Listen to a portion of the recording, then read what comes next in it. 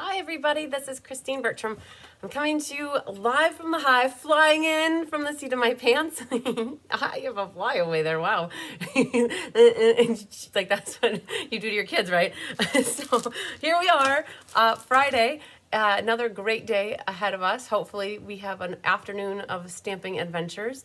My ladies just left, my lovely ladies. We are working on our Christmas cards that I send out to my team and customer base. Oh, there's a lot of them, which is amazing. And after a little bit, it gets to be a lot. And so Karen has helped me with them in the past, and we rallied up the troops, and she coordinated the efforts. And so there were 4 of them here working on them this Friday, and last Friday they worked on them while I was away in Las Vegas. There are kittens out here. You might see them working their way around. So you'll hopefully get some kitten sightings. And it was good. So they just left literally and we're making the Stampa stack. Actually for today, there are 14 cards that we're going to be making our way through momentarily. And that's what I did for the Christmas cards for this year is we took so when I do a product share and I did my goodie bag for the last couple events or for the last catalog, it's really hard, admit, it's really hard to figure out the product for the product share when you have all these little die cuts. And so I decided just to leave the die cuts off. I'm not gonna, it was a lot. So I saved all those die cuts, and what we're doing is we're making cards out of them, these Stampa stack cards, and everybody that's in my customer base that has bought classes from me, and okay, there's a threshold too, right? Not everybody, I shouldn't say everybody, but the majority of people who have been working with me the last year will get a Christmas card from me. And so you'll get a die cut back in the form of a Christmas card. So that's how we looked at it, that we still get to give them back. So, all right, so a little bit festive Stampa stack is upon us.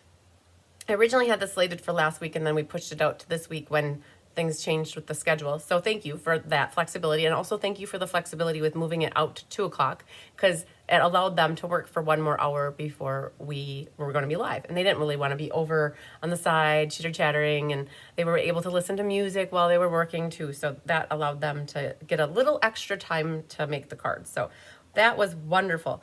We have some people with us that I'd like to say hi to. Hi, Linda. Hi, Debbie. Hi, Connie. And Connie, I did see your message, and I will look for your list of December classes, and I will save a Stampa stack for you. Absolutely. There's Sarah Merchant. Long time no talk. Hi, Amy. And there's Polly. Hi, Doris. Hi, Susan. And then Sarah Mitchell. Hi, Kari Dwyer. There's Sherry Martin. Hi, Mary Novak. Can only stay for a little bit. That's quite all right, because you can always catch the replay later if you want. Hi, Maria. Hi, Angelique. Hi, Bonnie from Maryland. Hi, Kathleen Ketterman. Hi, Sandy Wicklander, and there's Jean Terwilliger. So we have a small crew right now. And I will also say from last night, you guys, we had the Season of Elegance class. It went really well. We made the 4 beautiful cards, and they look like this. In case you missed class last night, you can catch the replay of me making these cards. I still have plenty of kits for this one, which this was a gift card holder. So there's plenty of kits left of this class in case you're wondering. And that was called the Season of Elegance class.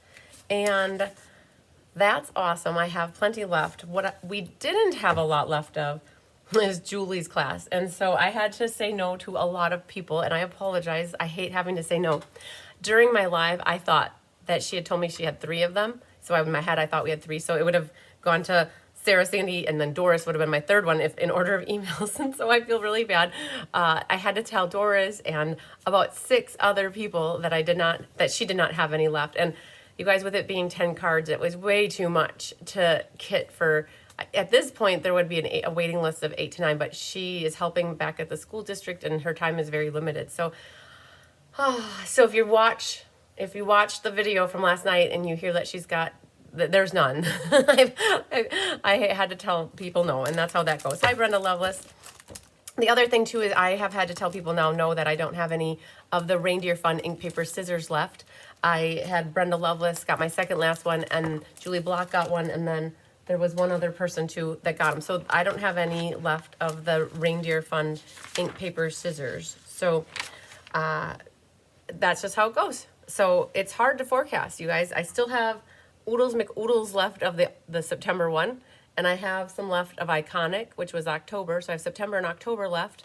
And we have plenty at the moment for December's ink, paper, scissors. So it was hard to forecast. And now I have a set amount for ink, paper, scissors for December, and they don't have any more of the snowy snowflakes, the white snowflakes. So when they're gone too. So I just looked in case you guys still need to get signed up for ink, paper, scissors for December.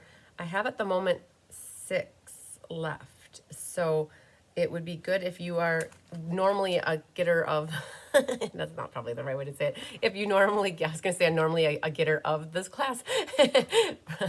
Choose your words. If you normally get this class, you might reach out to me quickly to make sure you get it. Because the ink, paper, scissors is the class where if you do 6 months in a row, I always put in a gift for taking 6 in a row. This last time I gave black dimensionals and white dimensionals. So to help people with their dimensional situation. All right, you probably don't have a dimensional situation, but to restock your dimensionals is what I was implying. So Stampa Stack, this class, at the moment, I have about 24 left. And I'll have to preface that going into the Frames and Flowers Stampa Stack in August, we had about 70 people sign up, and we were pretty much booked and full by the time class started. I mean, maybe had like 3 left, but then in a matter of 2 days, I had about 10 to 15 people that wanted the class. And to me, that was enough. And so we kitted up like 24 more of that class over a 2-week period. We did a batch of 16, and then I think we did another batch of 12. And we ended that with about 100 people taking that class. So it was on the back end, though, that people signed up. And that's hard to forecast, too, because it's just, we had to wait for the frames paper went out of stock, and we had to wait for it to come back sometime in the end of August, and then we were able to send out another replenish, we could send the class out. And so going into this class, I didn't want that to happen. So we definitely over forecasted. Well, I shouldn't say we over forecasted. We forecasted the exact same amount.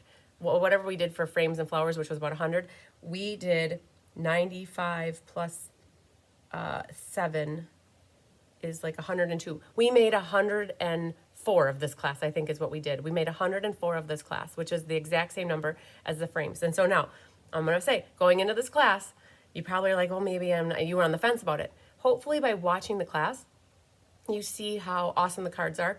And I have plenty. At this moment, I'm very happy to report that if you sign up for this class between now and next week, or probably even in 2 weeks, I'll probably have this class available.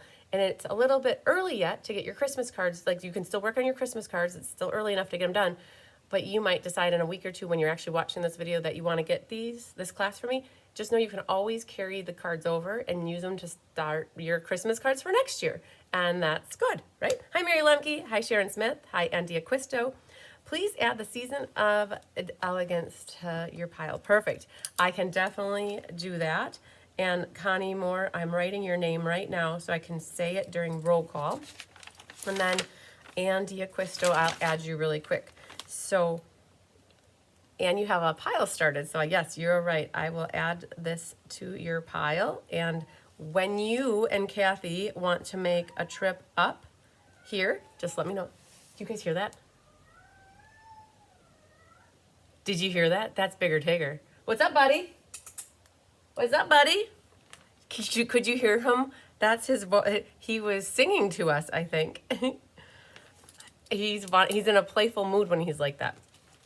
All right, Kathleen Ketterman. I sent my email this morning and includes the IPS Snowy Scenes. Oh, man. Okay. So, Kathleen Ketterman, I'm going to write your name right now. So there were a bunch of people who did email me last night and yesterday afternoon after this, the showcase was done. I will be making sure I process everybody who emailed me in the order. I specifically went through emails last night and looked at them from the bottom up to make sure I got people who responded first. So, hi, Debbie Gast. Let's see. I sent an email yesterday for the Snowy Scenes as well. Okay, perfect. Hi, Shirley Vanderbloomer. All right, Debbie. Now, Debbie, though, I wondered if Debbie, you're already signed up for it. You signed up for the ink, paper, scissors originally a bit ago, so you're already number 19. So you're signed up. All right, here he comes, you guys. I see you, buddy. I'll pretend like I'm not paying attention, and then he will jump up here. Come on, buddy. You know you want to jump up here. I see you. Everybody wants to see you. Come on. Everybody wants to give you. Oh my goodness, you're such a big boy. Okay, so this is the bigger Tigger. He's our hunk. Well, he's not hunky, but he's our hunk of burning love. Hi, buddy. You're on camera. Ruby says hi. Hi, guys. Mom, that's not what I sound like. Yeah? What's up, buddy? What do you need? We'll put you over there. We'll put the water on for you. There you go, buddy. Okay. I gotta just teach him how to turn it off. All right, so we'll have to watch for when he's not back there. Okay. So Kathleen Ketterman, Sarah Merchant, saw you add me to the can I add you? Absolutely. So yeah, so you guys, if you did send me an email, I'm gonna process the emails from the bottom up to make sure. And it's the IPS that we're gonna run low on. All right, so definitely Sarah Merchant, I can add you as well. So awesome. I love it. So awesome, bigger Tigger. So Doris wants the snowies. Yes, Doris, I saw you sent me an email too. You guys, I got done with class last night, and I had an hour and 15-minute conversation with Shannon West from the home office. So that took me till about 10:30 before I finally came up for air, and and then I did work on some emails last night. So I did get through to some people, but I didn't get everything done last night. It's hard. Hi, Barbara Tyler. Some kitties, yeah, they want love. Absolutely. Look at him. He's just sitting there staring and staring. All right. Who else here? Did I miss anybody? Hi, Linda Hindi. And hi, there's Brenda Little. Hi, Mimi Howenstein. I missed a bunch of you guys coming in. Hi, Deanne Dawn. Joining the live here. Hi, Sherry Stewart. Hi, Deb Norman. Hi, Jean Terwilliger. Okay, I think I got everybody now. Yay. Okay, so we'll do roll call. I have roll call. I have a book here. We have 71 people who signed up to take this class with me, which is awesome. And then I think Diane had 6 or 5, something like that, which is cool. She did her class in person back on that first weekend in November. So she did her class back on the 2nd, which was many moons ago in my book. So, all right, get this. First on our list is Miss Carmen Sanders, and then Sue Spigner, Sherry Everett, Carrie White, Jeannie Parker, Sandy Wicklander, Shirley Malarkey, Donna Grushke, Trisha Fagley, Femi Salinas Gray from Canada. Yay!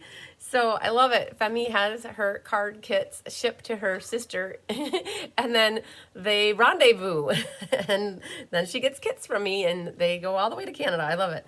Kathy Showalter, Doris Munson, Suzanne Neild, Mary Novak, Sarah Merchant. Yeah, Linda, I was up. I did see your email too, and I was like, oh, I'm so tired. I need to go in and actually, Tyler did not get back from his flight. You guys, he showed up at 1 a.m. and he was just happy to be home too. He got delayed and hosed up in Houston a little bit. So that's how it goes. All right. After Sarah Merchant, we have Angelique McClendon, Kari Dwyer, Barbara Tyler, Mary Lemke, Karen Woods, Feline Mays, Sarah Mitchell, Susan Bellamy, Linda Scott, Joanne Naples, Kat Langford, Latokia Trigg, Janice Worth, Debbie Stone, Elaine Rebeck, Penny Powell, Susan Ray Hendricks, Patty Wright, Margene Eskelson, Nancy Cochran, Linda Rios, Sharon Broussard. You guys, this could be the first time, one of the first times that Nancy and also Sharon that are taking the classes with me for the first time. So welcome to them. It's either their first or second classes where I've actually said their names. So it like caught me. I'm like, oh, I think that's the first time I'm saying that out loud. Karuna, Lori Baxter, Sherry Stewart, Vanessa Ritter, Fancy Nancy Billets, Deb Norman, Debbie Gast, Laura Sullivan, calling Laura Sullivan, Sandy Coy Emery, Cheryl Thomas, Linda Hodge, Tracy Gruby, Susie Fenlater, Lisa LaFramboise, Becky Gandolfo, Vicky Rodriguez, Barbara Gabi, Mary Jo Stoll, March Heisey, Stacy Warner, Sarah Kruger, Bobby Rubish, Cindy Posh, Patsy Roberts, Shelley Cooper, Lila Erickson, Joyce Cornick, Marge Gibson. Marge, I think this is the first time I said your name out loud too for class. So yay, welcome. Brenda Lovelace, Karen Wetstein, Julie Bontrager. You guys, Julie's first class with me that I got to say her name out loud. And then Connie Moore. Yay, jazz hands. And then Mimi said, I have my sister from another mother. arriving in about 40 minutes, so I'll catch the replay. Okay, sounds good, Mimi. All right, and a bunch of you are here, and I want to thank everybody who's already signed up for this class. Most of you, the bulk of you, your kits were mailed a couple weeks ago, so you should have had it for a little while now. I did email out the PDF tutorial for this class to a bunch of people back on Wednesday the 20th. And if you can't find it in your inbox, search for it. Maybe look in your junk mail folder. If for any reason you can't find it, always reach out to me and let me know so I can send it to you. But always do a little homework first, right? That helps me to, because a lot of people always find it. So, and I like to say thank you to everybody who signed up for taking this class with me. This was a little bit higher price of a class, and that is because it included full product. It's a product-based class that includes the full pack of the Little Bit Festive designer paper. It includes a full pack of ribbon, and it includes a yard of ribbon, and a full pack of gems, and then it's got the 14 envelopes, and you come out with 14 cards and 3 gift bags when we're done. So it was a hefty class. And so this class is $55 in porch pickup, or if you want it mailed to you, it's an extra $13 for shipping because I have to ship it in a 13 by 13 bubble mailer, and it costs more to ship that size. So it's $68 if you want to get it like in a cash method. And if you want to pay for it on my website, just know it's $70 because it charges a fee for using my website, because that's what they do. So, all right. It is the first live for me. Sharon, yay! In Georgia. Okay, very good. See, this is her first live class. I love it. I was right. I looked at it. I'm like, I think that's her first time. Now, Nancy Cochran, I think you've taken a class, but I was just like, it could have been your like a first or second. So we'll do hopefully remember, we'll do a drawing for a door prize for later. I also have some cards that were from the Trusty Tools Stampa stack that we did back in March that we have some winners. And I think there were 12 cards for that class. So we'll do half now, and we'll do half on Monday night at Ink, Paper, Scissors. So we'll give away 6 cards today and 6 cards on Monday night. Hi, Vonda. All right. So this is going to be a big class in terms of the content and the length. I cannot tell you how long this class is going to last. My goal, I think the last time I did the frame Stampa stack, it was 3 hours. So you guys have to remind me to drink some fluids because I get going and I don't drink fluids. And by the end of my, like these are my cheeks now. And by the end, they're red because I'm lacking oxygen, I think. So just be prepared that if you need to go and you need to do something, the replay is always available. Just pay attention to what the moment or the minutes are. So like right now it says 19 minutes. Like go back and check what the minute is so you can know where to fast forward to if you want to. Start at that same point. I know that last Frames and Flowers one was about 3 hours, and we got through all the cards, and we got, I think, 1 bag made. I can't remember if we made all the bags. I think we did 2 bags for that class, but we're doing 3 bags for this class, and I might just show you how to make one of them, and then and I don't have my punch down here either. So we'll get it situated to show you how to make the bag. And the tutorial is a massive tutorial as well. I believe it's about 25 pages. And so Jolene did a phenomenal job writing that. And it's always there for a reference tool for you. So in case you don't have access to the video, you have the PDF tutorial. So that in a nutshell is a disclaimer about what's going on.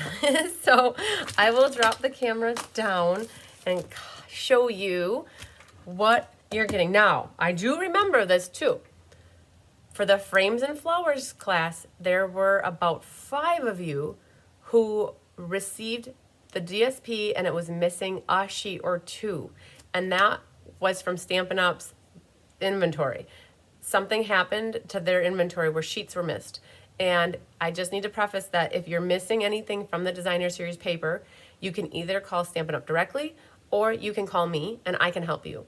And Stampin' Up would send you a new pack because they don't just have a sheet floating around to send. So they would send a pack. But what happened was people were missing like a full sheet like this of their designer paper.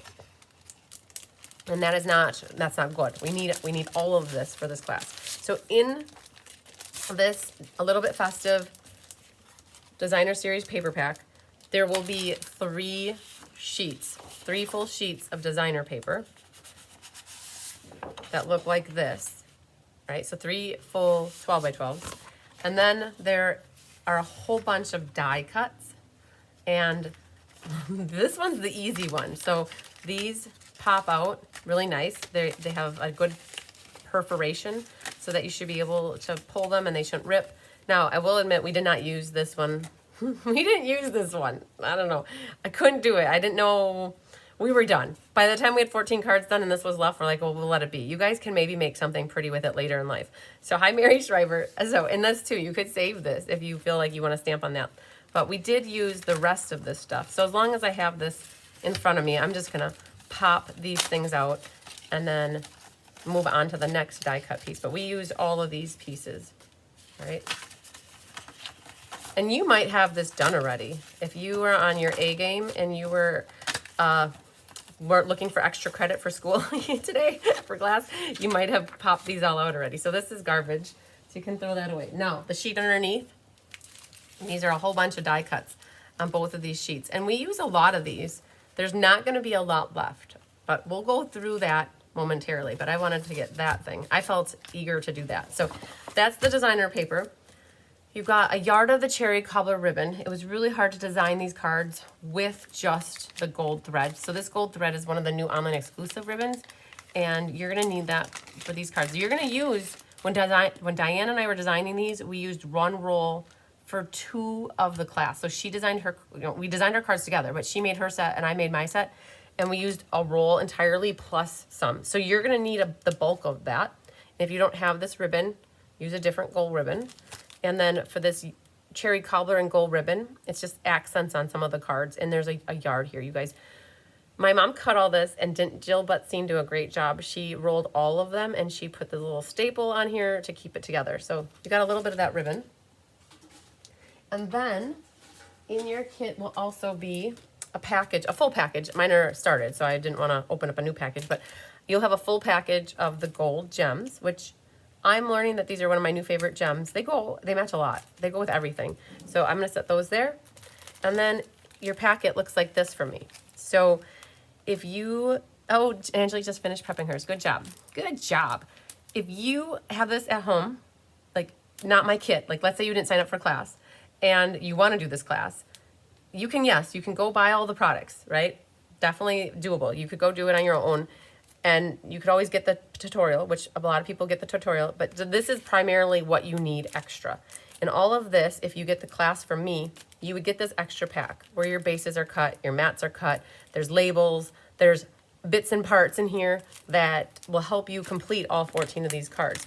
So when you get the class from me, it's pretty much pushing that easy button and you get this, and it's all kitted. You also, I don't have it in mine because I'm not going to do anything with the envelopes right now, but you have 14 envelopes that go with it. So for my team, the Be Happy Stampers, one of the perks of being on my team is for a product-based class that I offer, I give my team the option of buying just this. This without the envelopes because that's like a supply item. So if my team wants to get this, I sold this as a kit to my team because they can buy the products because I want to help my team, promote my team as much as possible. So just know that if you're on my team, the Be Happy Stampers, you will only have gotten this mailed from me, and you will need to provide yourself with all the rest of these items, okay? So not that there's any confusion on somebody who got that. So what we're gonna do, this is how I think the best way that I've learned to do this is to pull up the PDF tutorial, which I'm gonna do it on my other phone here. So let me pull that back so I can keep watching. I sent the email. So this is already in my online store. If you want to purchase the PDF tutorial from me, you could already do that too. Let's just see, where would I have to look? A little bit festive. Little bit festive. So all I'm doing is doing a search in my email. Hopefully it pops up because I want to pull up the PDF. We kitted these. Let's see. Oh man, that's not going to be there. Okay, let's put festive. Got to be a little bit more specific. We kitted this up in an order that the same is for the PDF. So when you open this up, it's going to take a moment because it's a pretty big file. But I'm going to follow the PDF, and we're going to take this, all of this, and we're going to merge it to make one pile. I wonder, oh, it's still probably thinking. Okay, so I'm going to move stuff out of the way. I have all my stamps. Primarily for this class, all you need are sentiments, that are Christmas related, and some cherry cobbler ink. So what I'm going to do is set those cards over here. So here's the PDF. I know that we're we're a group of people, including myself, that hate QR codes. But I will tell you, I've had some people give me some positive feedback about this little QR code that Jolene has started to put on here.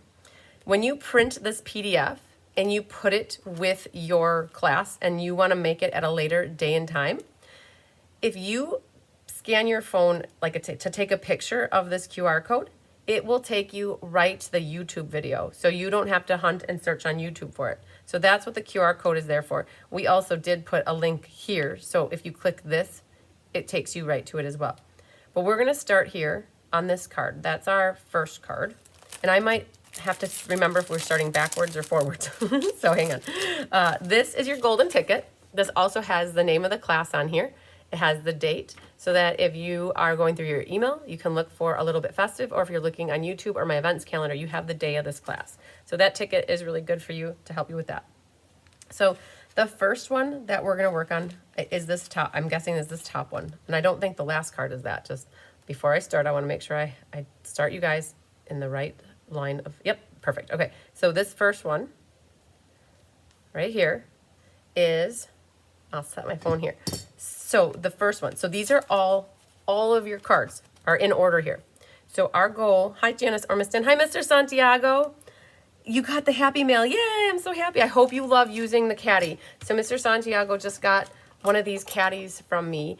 And just so you can see here, Mr. Santiago, there's a tear and tape, there's a spot for your, and it might be a little bit of a different order because we did restructure them. We have a new version now. So in one case, the mini glue dots are here, and now we started them on the side here. But you've got, the holes are for like a pick tool, a tweezers, a Stella, your 3 scissors, your glue, your mini glue dots, your ruler, and your bone folder. You could have your adhesive eraser, your ink eraser, all the good stuff. And I even have a spot here, I leave my pen there. So I didn't send you a picture of it, but hopefully that helped you go through it. And I can always send a picture of that too. Oh, Linda said, thanks for the QR codes. You used one this morning. Yay. Okay, that's awesome. All right, so you guys, when you pull this plastic off of here, please do not have it one way or the other. Got to keep it horizontal, right? So keep it horizontal, and we're going to set this off to the side. And the first card that we're going to be setting up, okay, the goal for this, you guys, is we're going to get organized first. Organization is the key for this class to being successful.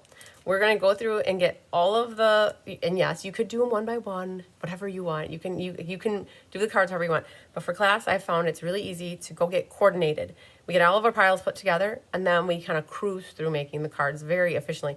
Where if we stop and start, and stop and start, organize, make, it's less efficient time of use of our time. So this is the first card that we're going to do. So when you have your pile here, it is a green base. It's your red outside mat, a white inside mat, and then it's a label here. And then what happens is there's one of these mats right here, this one. So find that mat, and what you're going to do is that goes here. And then we'll worry about ribbon later. I'm not so worried about the ribbon at all. All right, so there's that first one. So I'm making another pile over here. So the next card is a green base, and it is a wreath card that has ornaments on it. And it looks, I don't have these in order anymore, but it's this card right here. So there's a green wreath, and there are 2 ornaments. So we're going to set these sheets off to the side for the moment, and we are going to look for this wreath right here. It's this one, bottom corner. You can pull that wreath out.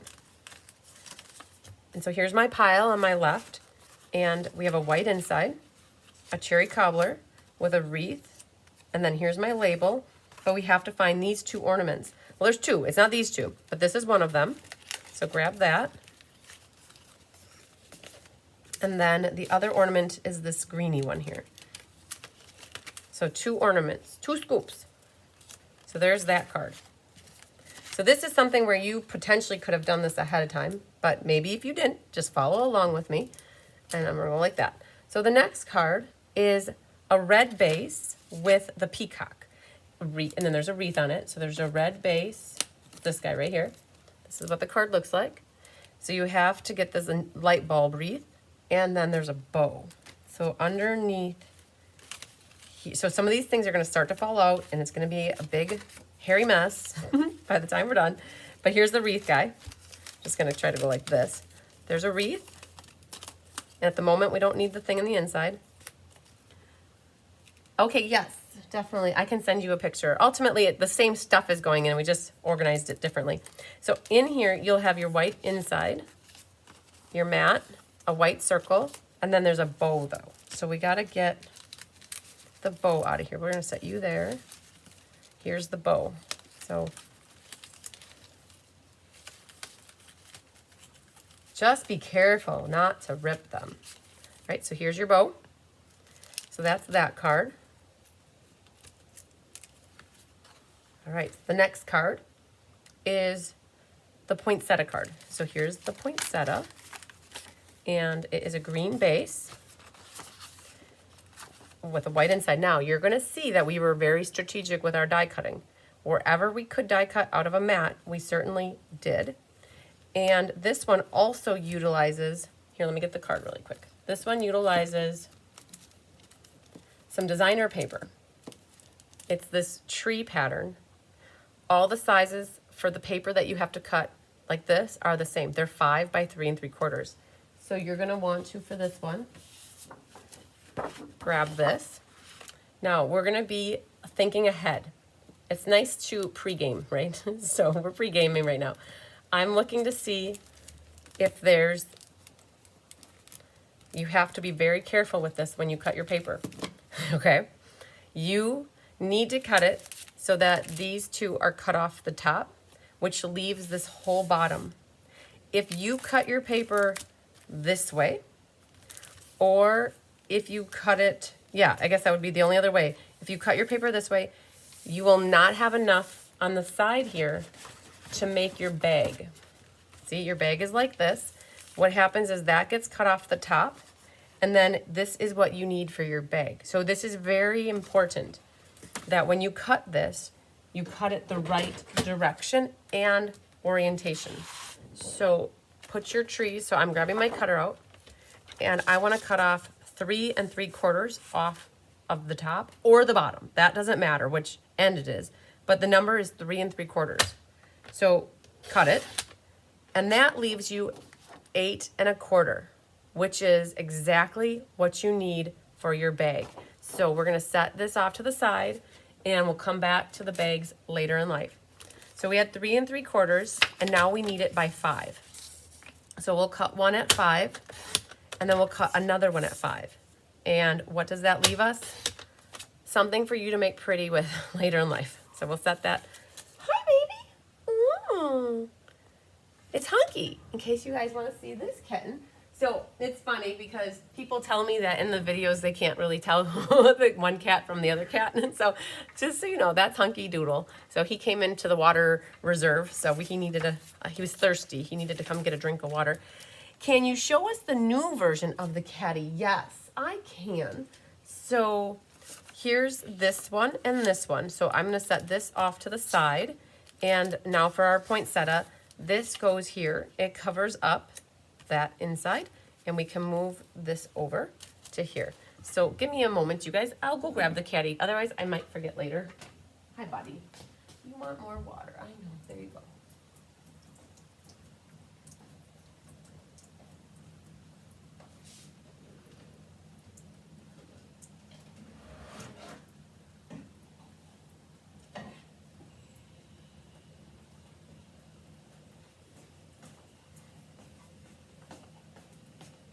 So the new version, it's because after a while you think about things differently. So I think, Mr. Santiago, this is the one that you got. They have the little fibers from when the plastic gets melted. So I have 2 of them. I have a Be Happy Stampers one, because if you're on my team, the Be Happy Stampers, one of my team perks is that this is $20. And if you're not on my team, then the cost is $25. So another little team perk that I like to give my gals. This is how it is now. So we set it up so that I would actually go like this, so that the tear-in tape goes like this. So when you're working and it's in front of you, you pull the tear-in tape like this. We set it up that way, right? So that it can always kind of stay in there. Whereas the previous one here was set up like this, so you always have to take it out. Nope. Is that, that's how it is. I mean, it's not bad to have it like this, but all of a sudden after a while I started to think, well, why don't we set it up the other way? So, and by making it go this way, then what we did is it allowed for us to add an extra spot here. So the pick tool still goes there, the Stella still goes there, I still have a tweezers, and I still have my pen, I still have my 3 scissors. We added another spot here for a tool of some sort, and then your ink eraser goes here now, and then this is here. And we set it up so that the shorter things are in the front, and then the taller things are in the back. So just some minor tweaks and changes. You know, with anything, you try to always figure out ways to make things better. And I mean, we've had these caddies now for 3 years, and so little by little, we make changes. So that's it. So hopefully, Mr. Santiago, you saw that. Now you don't need a picture, but yeah, so I have the 2 different versions of it like that, and they're gray. We went for gray because gray is a nice, neutral, universal color. So, all right, good stuff. Show and tell, show and tell. Next card. All right, let me pull my phone back up. Is that one. Okay, the next one is this guy. So these cards, you might know that we did case the Frames and Flowers Stampa stack. We did. We definitely loved those cards so much, and they were a great starting point for us to create these cards. Very efficient caddy, yay! So this one utilizes this piece right here, right? So I have to look really quick. I didn't remember what this measurement is. It's 3 7/8. So there's this strip that was there. Oh, you're very welcome. This strip was there, and it's 3 7/8. So let's grab that. Oh, you know what I should be doing is showing you guys the insides. Oh, man. I might have to do a reverse. The insides are all duded up. So, oh, okay. Let me grab these off of here. So this one right here is what we have, an inside. Our fern embossed piece, you have your 3 strips now. And then these labels. And then what happens is there's this guy right here. That goes on it. And then for this card, we have that thing, the bow thing, chicka chicka bow. That right here is on our inside. All right. I think I'm gonna make a decision just to reverse for a moment and grab the inside things here. So that's the poinsettia. So let's grab and find where our poinsettia is. Right here is my poinsettia. So that goes with this one. So I'm just going to go, there's only a couple here. So then the stockings could go here. That's next. And again, you can mix and match your insides. If you don't want to use the stockings on your inside because you think that this would make an awesome outside of a card, save this and use it on the outside of your card, right? But I'm gonna go with what I did for the insides on mine. Now this one was a Bernie bow, and that looks like this guy right here. So that was with this one. And then there's one more. So let's just get this guy really quick. Presents, lots of presents. They're right here. All right. So that's back on track now. That'll save us from hunting and searching for them later. And we'll just have to remember, always grab the inside.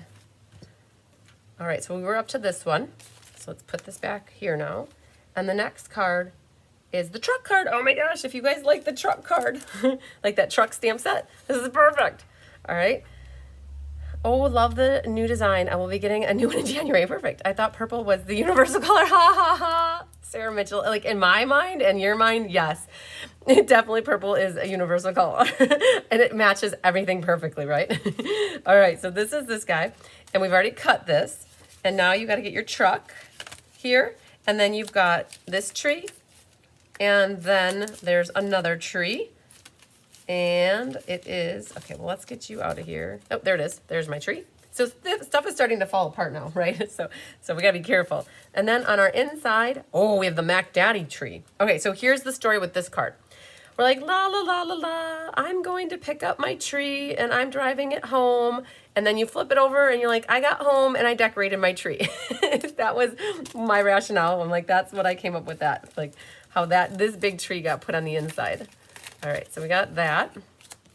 We're gonna move this pile over here. And then the next card is a wreath card that is horizontal. That looks like this. Okay, so we need the wreath and that big bow. So here's the big bow, and then our holly leaf here. And I'm gonna set my present with my tree over there because that'll be in the future. Then for this one, we need the red striped paper, but we need that red striped paper. I think we need to do the exact same thing with cutting. So let's grab the trimmer, and here's the deal. You have to also be careful cutting this. When you cut this, you have to cut across. If you cut here and here like this, you won't have enough for your bag. So again, be very careful cutting this. Flip it this way. So if you want your stripes going this way, like I liked my stripes going vertical. So 3 3/4 is your magic number for this. Make sure you're flat, Come on. Come on now. Get up there, buddy. All right, 3 3/4. Saving this for your gift bag. And you're gonna need this at 5 inches. So let's see here. 5 inches is right there. And then you're gonna need a second one at 5 inches. But on this one, you're going to end up using this side. Okay, so extra scrap for you to make something pretty with later. And we needed this. And for this card, you have your white inside, your matte. Now you have your stripies, your wreath and bow, a green circle, and then a label for the front. The label comes from Countryside Corners. All right, so there's that. Oh, our inside, ha ha ha. Some holly and berries. And that can be found, I'm guessing, on this one. Everything's starting to blend together in here. Okay, oh, there they are. Okay, perfect, found them. So that's this guy, so we'll put that on our pile. Next card is going to be the sled. And it's full of presents. So we have this as the next one on our pile. We need to grab that sled and a stocking. So the sled, oh, here's the stocking. So I got my stocking for the inside. And the one horse open, oh, it's I'm holding it with my hand. There. So for this card, you have, ha ha ha. I can't wait to tell them I found it. They looked for that, and they looked for that, and they looked for that. And what are the odds that it's in my kit? There should not be 2, and they cut more. I know they cut more. So look at this guy here. There's light bulbs all the way around, and it makes it look like it's a mat, but it's not. It is from the pile of the first die cuts that we took out. I gotta think about where I set them. Hang on, not there. There's a pile of mats, oh, here they are. Perfect, this guy. It's actually this one. And we didn't know what quite to do with this, except for what we did, which was cover up the middle part. And so when you put this on the mat, like that, then you cover up that inside area with the green piece. And then you just see the light bulbs coming from all around, right? That's what we figured out to do with that. So you have a sled and a stocking then, and that would be for that one. And then the next one, oh, it's our hot chocolate card. definitely had to change from the green. The PDF says, oh, cut at 3 3/4. And do you have any left? Yes, Mr. Santiago, I have this class left. It's $68 mailed. Yep, that definitely. If there's anything else you want to get, like if you want it now to ship out, I could ship it Monday by itself. But if you want to do game night with me and add game night, we're kitting up game night on Monday, and I would take $5 off of your game night to ship it together. Angelique, you know what? That is, okay, make sure you guys are following me for this right now. I don't know why, if you if you do 3 13/16, it'll be okay. Your bag is going to just be a 1/16 of an inch shorter, which isn't the end of the world, okay? So it would be okay, but I will, just so you guys all know, I'm gonna talk to Jolene and we'll get it to say to 3 3/4, and I can resend it out to everybody because I don't want to be confused, but it is 3 3/4. What we did is we made like our cut paper match these size. The sizes of these is what we're doing. Okay, good catch though, okay? Right, so pool party. So you're non-traditional. This is not your green and red card. Okay, so we need the hot chocolate background here with the cookies and all that kind of stuff. So that's this one. That's the background. It's already cut for you. So you need to find your coffee or your cup of hot chocolate and a gingerbread house. And so this is getting to be a hot mess here. I might just take the time here and pull out the big things in here. And then I will be honest, we did not use any of the gold stars. There's so many of these little stars in here, so don't throw them away. Find a purpose for them, but just know we didn't use the gold stars for anything. So I'm not throwing this in the garbage. I'm just gonna set it behind me. And then for this one, I'm gonna set these guys underneath so I can see this one better. We need the hot chocolate here, and we need the gingerbread house here. All right, so take those two things and set them on your pile, and then that can move over here. And then the next one is going to be, oh, it's a pretty one. I just realized I don't think I have my gold embossing powder down here. Oh, I'll have to go look in the drawer. So this one actually doesn't use cherry cobbler ink on this outside. It's Versamark with gold. This is Diane's favorite card, I think, out of this whole class. She absolutely loves it. And this utilizes this one piece that's left. There's 2 pieces left, but it utilizes this one. And that's it. Just our inside would be, oh, it matches. The ornaments are so cool. So grab those. My guys made it right there. So those match on the inside perfectly. It was so awesome. On this one then, you'll have your white inside. That. Oops, sorry, I did that backwards. This, that, and then there. All right, so that's that card. The next one is our blue 42 card. Yay! All right, so Misty Moonlight was what we brought in for this. You have a really pretty bluish green wreath with the peacock in it. And then you have an ornament. And that stuff is down here. So here's my ornament. And then here's the wreath that I need. And then there's a little gold strip. Gotta get some gold to get that girl. Right there. That thing is right here. We found a way to incorporate it. So you have a white inside, which is this one. And then you have your white mat, which you can see we cut a circle out of. Your wreath, your gold, your ornament, your sentiment strip. Now, you have one piece of designer paper left that is set as a 12 by 12 here, right? So again, you have to pay attention to how you cut it. If you cut it like off the top, your bag will look like it's going this way. But I want my bag to look like these are going up and down. Yeah, exactly, Deb. So Jolene would have had 3 13/16 by 5 1/16 because those are the proportions. So she's going to have to update it to say 3 3/4 by 5. Definitely. She had the proportions right. So if somebody does cut it 3 13/16 by 5 1/16, that's perfect. That's normally how I mat things. I usually do the 1/16 of an inch. I don't think she realized that we were trying to go with the same size as this, which was 3 3/4 by 5. So I will definitely tell her to update 3 3/4 by 5.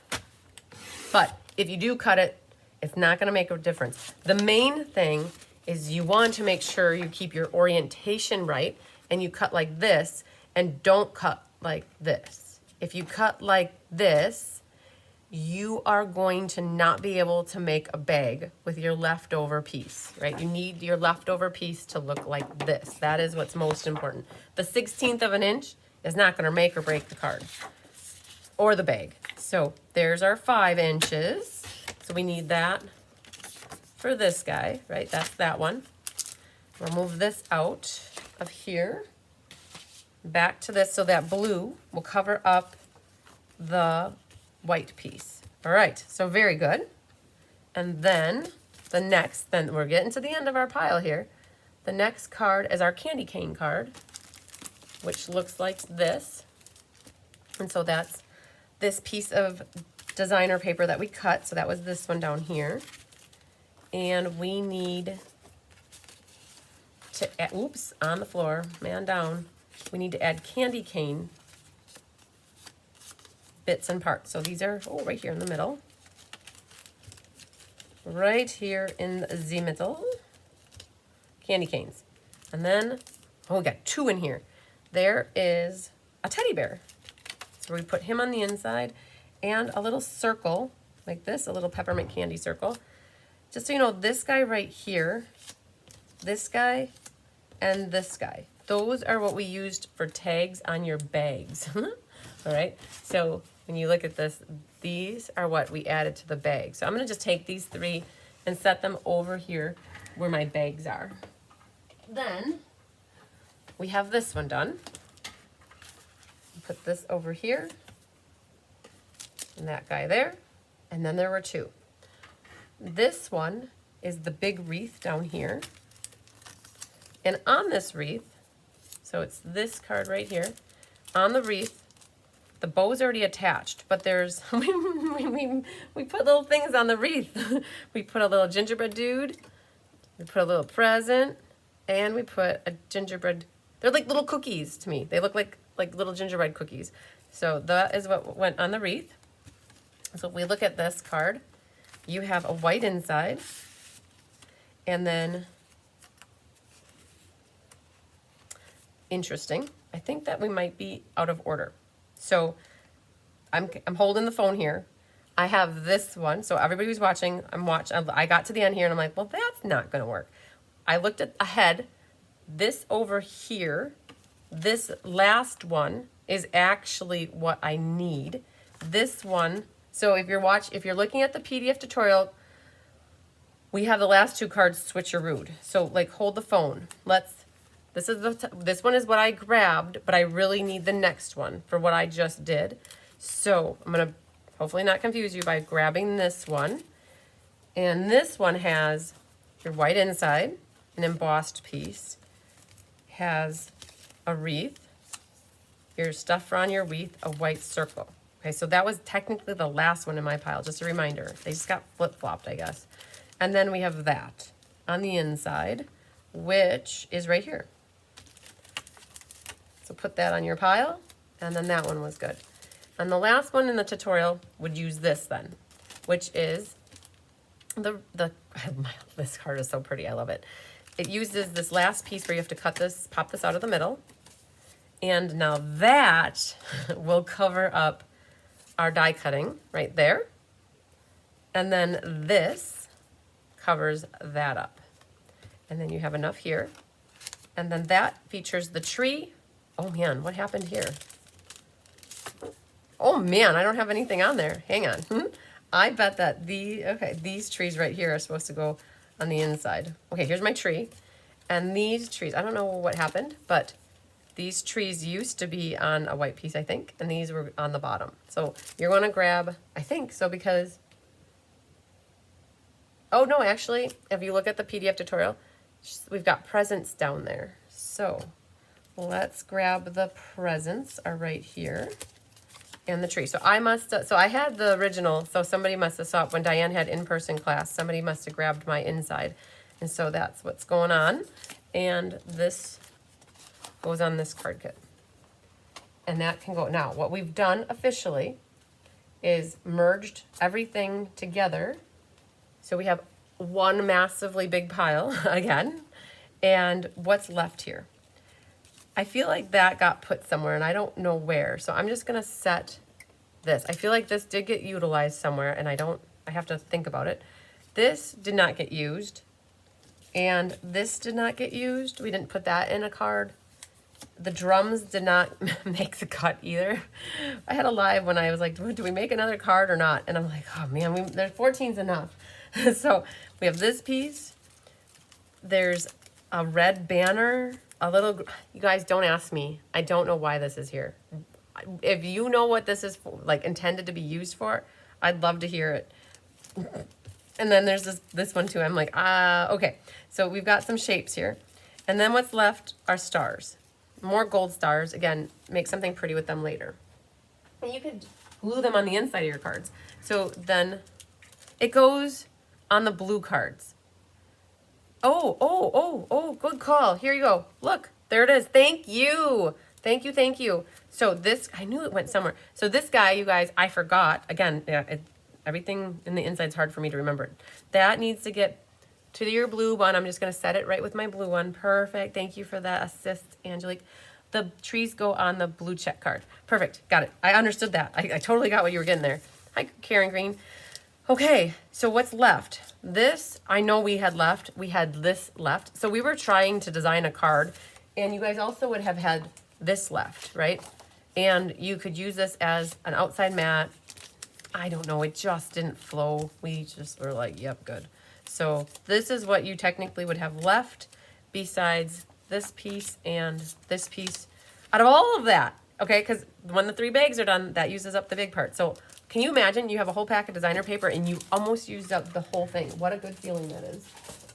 Hi, honey. Where's your mousey? Where's your mousey, baby? Where's your mousey? Hmm? Oh, she's like, Mom, you suck at throwing. All right. So now we have this card. Now we're going to work our way backwards again. So, because now you're at the end of the tutorial, what you can do now is work your way back up. Hi, baby girl. What's up, girlfriend?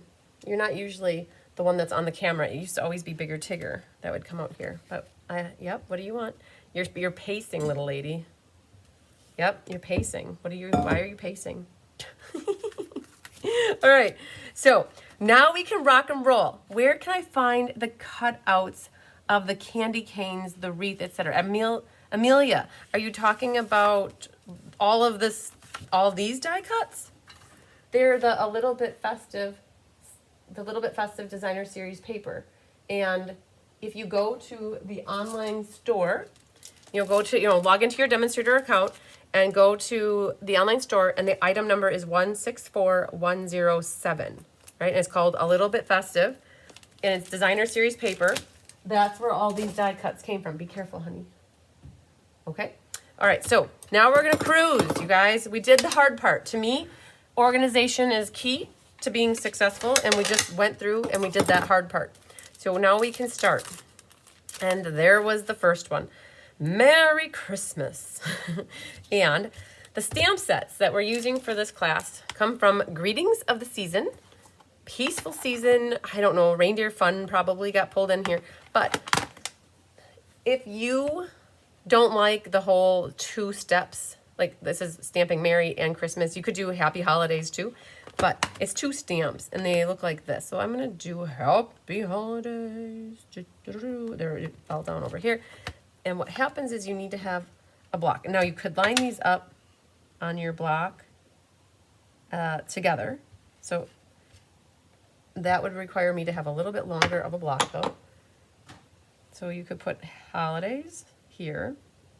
The main thing is to get it straight. So there is something to be said for the stamp just having it together so you don't have to finagle it. But so I use this to help me line it up, right? Otherwise it might go crooked. Right, so there's that.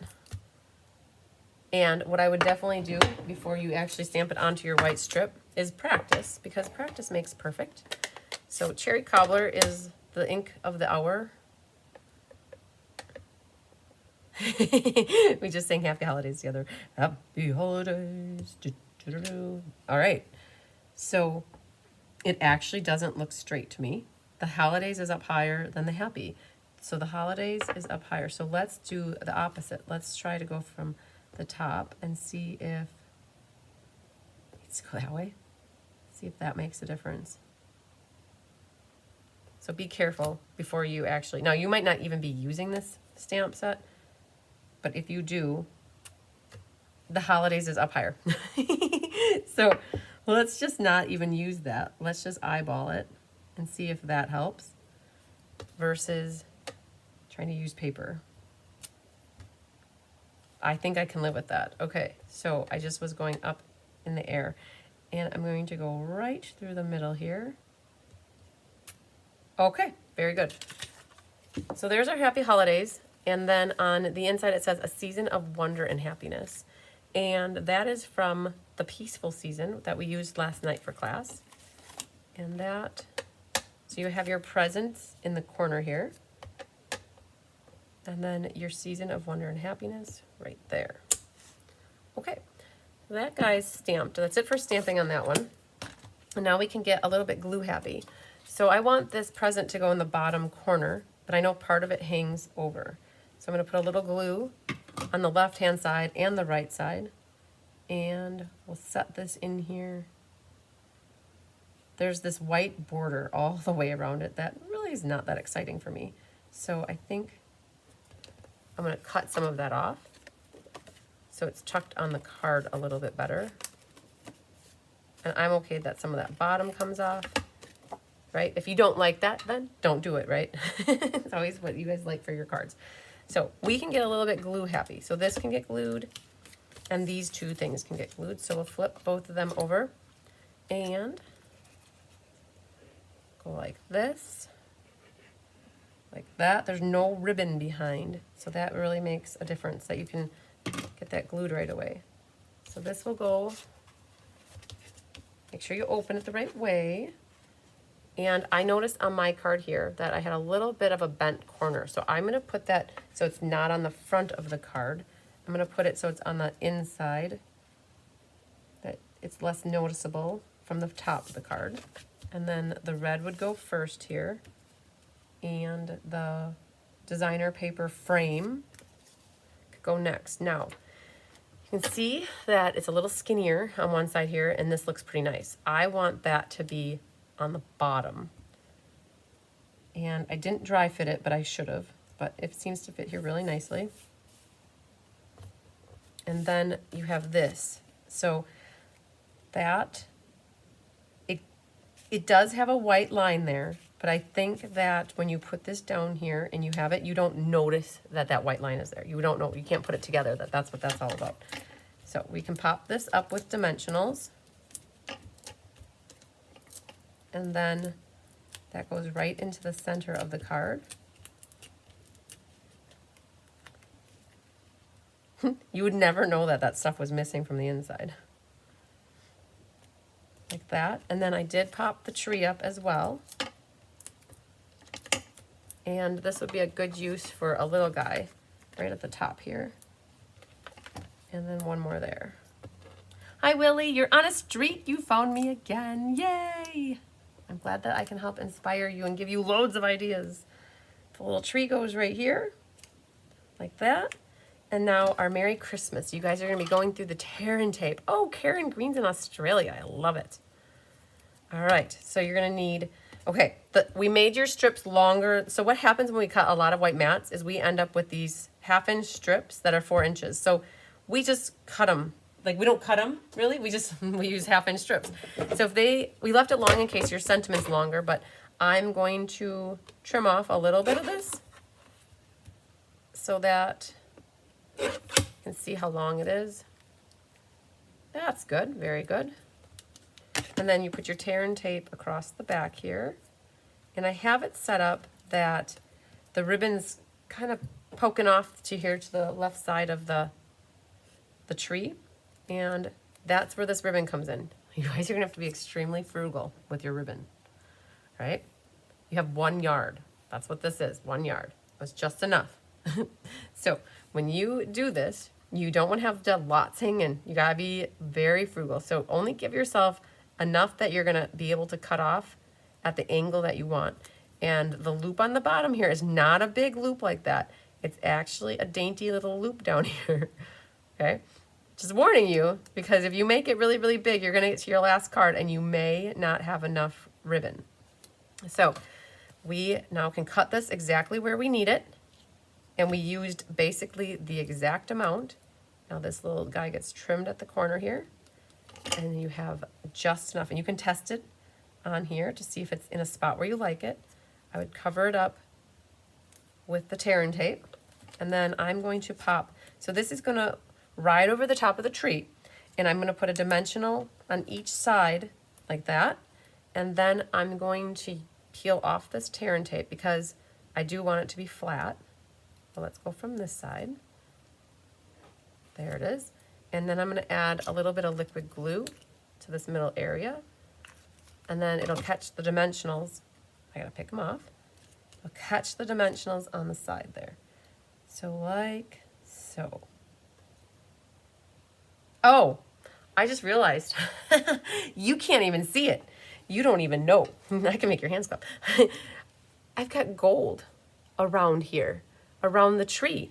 I just noticed that. So, all right, we're gonna do it as the sample shows, and I'll show you how to do this. I took tear and tape and I ran it up the side of the tree here. And if you've got your dimensionals down, that's okay. Just put it right over the top of the dimensional. And you're gonna have to put it down the other side of the tree, like that. Okay. And then wherever we could put both red and gold on a card, we did. So grab your, mine's a hot mess right now, I'll be honest with you. I have a little bit of a disaster in my mitts here. So there's that. Catch this top right here. And this loops around. So what we did is you have the red going this way. What we did is the gold going the opposite way. And this goes right there. That loops there. And this should catch the tear and tape on the back side and help hold it. Now this thready stuff, this twisted thread has a mind of its own. So you're gonna have to help it catch the tear and tape and stick back there. And if this is too tedious for you, you don't have to do it, but it was a great way to add a little bit of gold to your tree. So this little guy goes right there.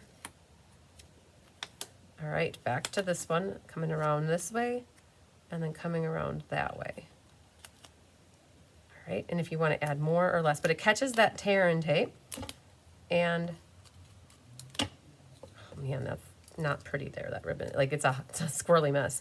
All right, so that's what we did. Now let's see if you can see that the gold around there adds to it. It really does. Now, do we need to put more tear and tape? That's the question. What you could do is, yes, put it on there, because what's going to happen is if you don't, it's going to want to stick flat there and not pop up everywhere else. So we're going to set this right like this and go like that. And we'll just put that one right there. Hi. Oh, somebody's, hello. I'm live, just so you know. Who do we have? Oh, it's Gina. Hi, Gina. Hello, everyone. Gina's here. Are you coming to get all your things? Yeah. Very good. Hi, Landon. Hi, Chris. All right, so the tree can go right here. Now back to this guy. That now can go down here and set that right through the middle, and it'll catch those dimensionals. Whew, there it is. Whoop, there it is. All right, we've got some gold gems. Hi, Polly. It'll be very pretty with the gold around it. Yes, I thought it added to it a lot. Hi, Judy Sharp. Can you use the lines you see through the block to align the stamps? You can. You definitely can. I don't know if I have, my blocks don't have lines on them though, right? So I know that there are some blocks out there that have lines, so you could definitely use that. So we have a big, and then I like to put the big and the small together, and then a medium. Mediano. Are you here yet? I do have class in the morning with 3 people. I don't know if you want it to be out on display or not. Or you gotta take it for I will be here again You'll be here tomorrow? because I have to drop stuff off. Okay, so if you want to leave it here, we'll set it out on the counter and leave it out, yeah? Or did you need it for cutting and Yeah, I queuing? need it for cutting. Got it, okay. Yeah, yeah. Okay, no worries. Oh, here. Gina wants to say hi to everybody. Hello. Yay. And Landon there? Yeah, Landon. Landon, you want to wave? Landon found a kitten. He's which kitten do you have? Oh, you got Hunky. So yes, Landon comes and gives. He's the cat whisperer. Yeah. So He comes. he has a way of holding Hunky that. Yeah. Oh, my big boy. There he is. You guys get another kitten sighting. There he is. Yep. There. Very good. Awesome. Give them lots of love. They need it. Yeah, give Honey some love. All right. You guys, we did it. Can you put me down for this class? I sure can, Sherry. Awesome. So there's our first card. All right, we got one done. 13 more to go. All right, so let's put this back in here. But now we're going to cruise, you guys. Now we're going to roll up our sleeves and we're going to make the magic happen here. So that was card number 1. All right, so card number 2 here. I've got a little bit of piles action here. This is our wreathy card. I'm going to move you guys out of the way over here. The wreath card is next. And there are a bunch of wreath cards, so I should probably specify this is our gingerbread cookie cutter one here. And this is going to be a horizontal card. And we need to stamp a sentiment in our center circle here. We have thinking of you with warm feelings and all the good things.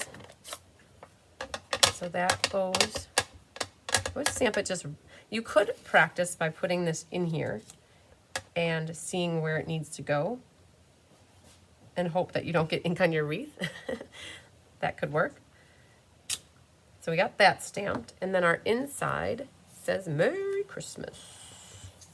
And we have to be careful because we're having that bow, chicka bow, bow, bow thing up here. So when we do the Merry Christmas, we want to make sure it's more on the right. And that Merry Christmas is our loved stamp from the Reindeer Fun. And so that will go right over here. Just trying to make sure it stays straight. Very good. And then we can get a little glue happy. So what can we glue? We could glue and this one not yet because we have ribbon that goes back, but we'll do our inside here and get that put together. And then a little bit of glue on the back of this. Okay, so let's get the white inside in. Can go right like that. And hey, Beverly Smith. Yes, this is definitely a kit that you can buy. I have a lot left. So Beverly, just send me a quick note in the email. It's $68. If you want to pop a check in the mail already, you definitely can. That really adds to it, having that up there in the corner. It's very pretty. All right. Hi. Oh, Gina. Deb Norman says hi. Angelique says hi. And Susan Bellamy says hi. Hello, ladies. She says hello, ladies. All right. So Sherry and Beverly. I want to make sure we write down. So when I do the door prize, it was Sherry and Beverly.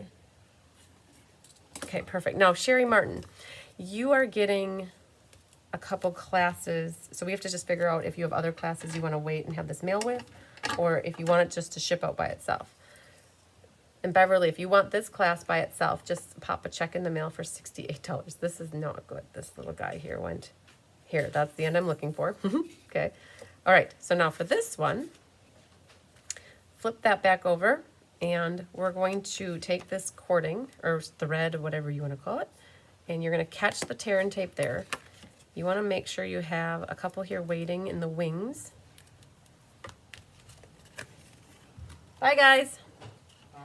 And this goes, so it goes diagonal bottom to top. I'm guessing where to put it. And then I'm going to bring that down, like over it and this. So we have about a finger width in the middle. And then crisscross applesauce it back down. And now you can have your tear and tape ready to cover that back up so that it doesn't fall apart later in life. I'm keeping this end right there. All right. You guys, it's a hot, like, cold mess over here. All right, I am going to pick these off because we're going to adhere this with liquid glue to have it flat on the front of the card.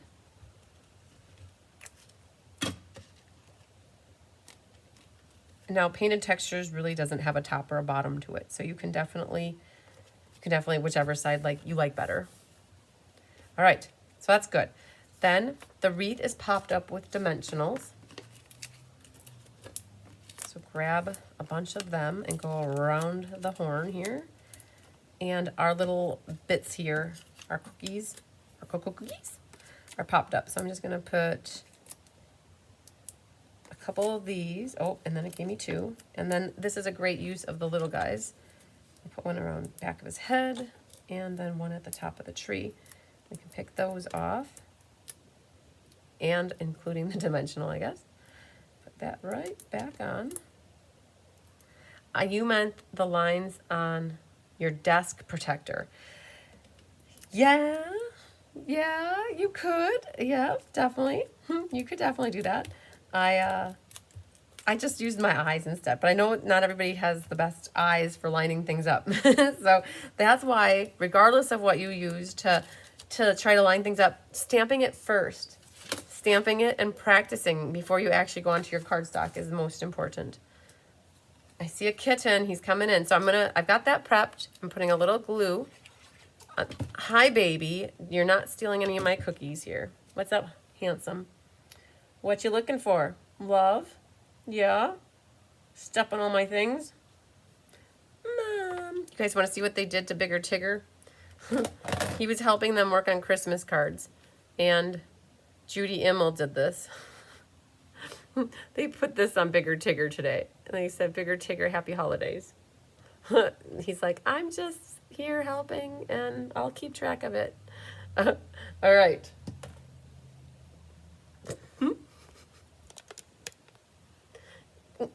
I got Tigger butt by me. He's making cookie dough on the blanket behind me. All right, so I have glued this and I'm just gonna set it here. It doesn't mean it's actually gonna stay right there. I want to put my wreath on here and kind of capture it and then make sure my wreath goes where it's gonna go. And then now I can push it down because I liked the height of the wreath and this flat, but I wanted it to be in the center nicely. And then you've got the little dude on the side here. You've got the present on the bottom. And you've got the tree on the other side. Voila! All right, then grab your gemsies. I hope we go through all of these today. It'd be nice to use these up. There is a big one and a small one. Now, you have a whole thing of gems. You will probably have some left over to use extras. So if you wanted more on a card, you definitely could. And I am not Stella anything, okay? I can wait. And I also want a caddy, Be Happy Stamper caddy. Perfect. Okay. So let me make a note of that too. And caddy. Yeah, perfect. So I'm not going to Stella anything. You guys, we're already at an hour and a half into class and we have 12 more cards and a bag or two to make, or 3. Just depends on where we're at with time. So this is ready to go.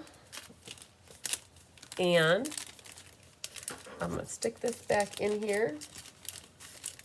And that can go over here and put that on my pile. And then there was another one. Well, what's up, buddy? You guys, they're giving us all the love today. They want you to know that they love you guys. And they want you to see them. All right. Green base. I meant the line. Oh, yeah, never mind. Haha. Sorry, I was trying to read. Then we have the candy canes. So let's look at what we're doing for this one. And you have a lot going on here. So we have, instead of doing Merry Christmas, I did it on this one. I've got the Happy Holidays on my block. So I'm going to leave the Happy Holidays on my block and use that instead for this one as well. And right there. Wonderful. The inside of this one looks like that. A season of wonder and happiness.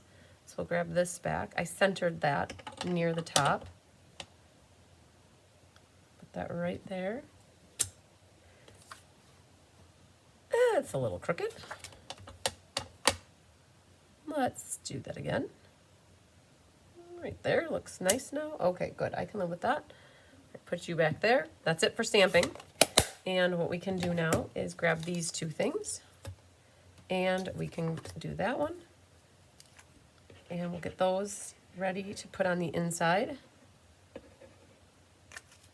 All right, so you have your green base that you should have already burnished. And the white can go on the inside, and you'll put your little pepperminty in the bottom corner, and then your teddy bear goes off to the side here. All right, so now let's see what the top looks like. This one, we can glue a couple things together. So now you have a hole here. So if you go ahead and put glue on the back, you gotta be careful because you have a hole. So what I would do is actually glue the top of my mat. Hi, buddy. This is not gonna be good for your health. What are you doing? Yep, little bulldozers here.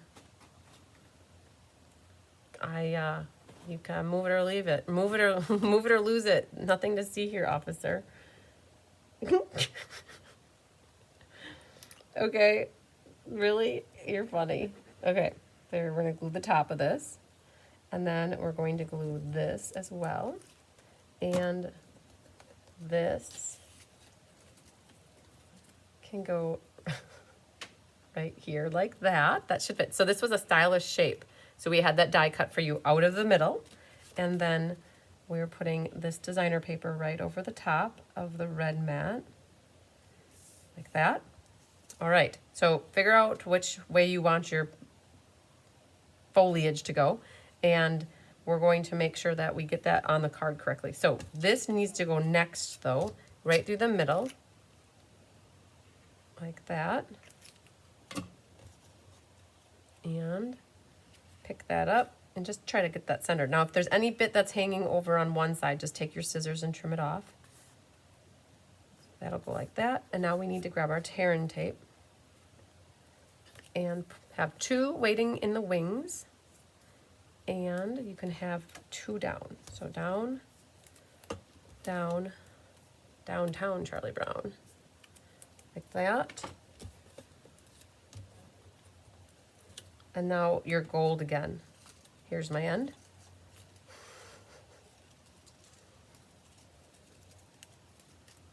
Be careful with your gold ribbon. Try not to have what happened to me. It started coming off the end, and I don't know how to stop it.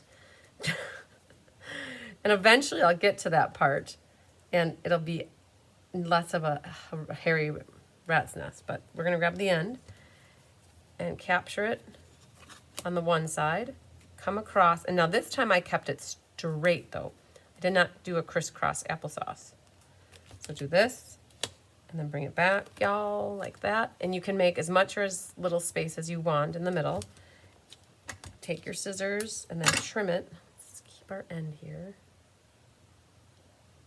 How many of you, like, is this bothering? I know Penny Powell, if you're watching, you'd be like, fix it. All right, there's that and that. And then a little bit of liquid glue. And that can go right onto the front of your card. We have the ability to adjust. Again, pay attention to your foliage. That's upside down-ish, I think, unless your plant's growing up, but your ornaments are upside down then. So you want to make sure it goes on this way. Like that.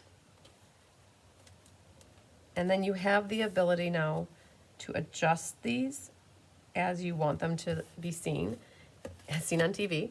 And you can do some dimensionals on the back of this red square.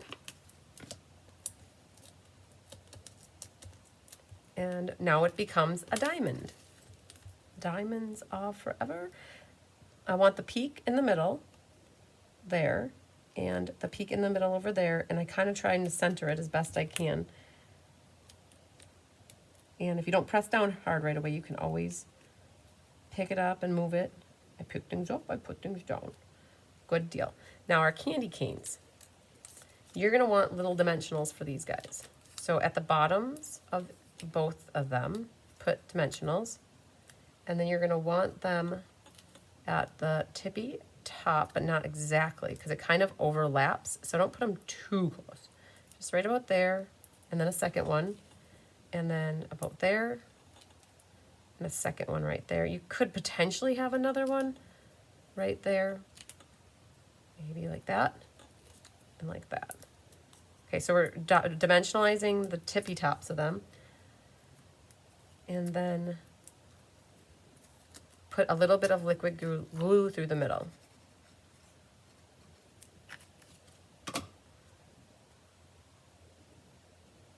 And that will get positioned on the middle, like that. And then same thing with this one. I am going to trim it a little bit shorter.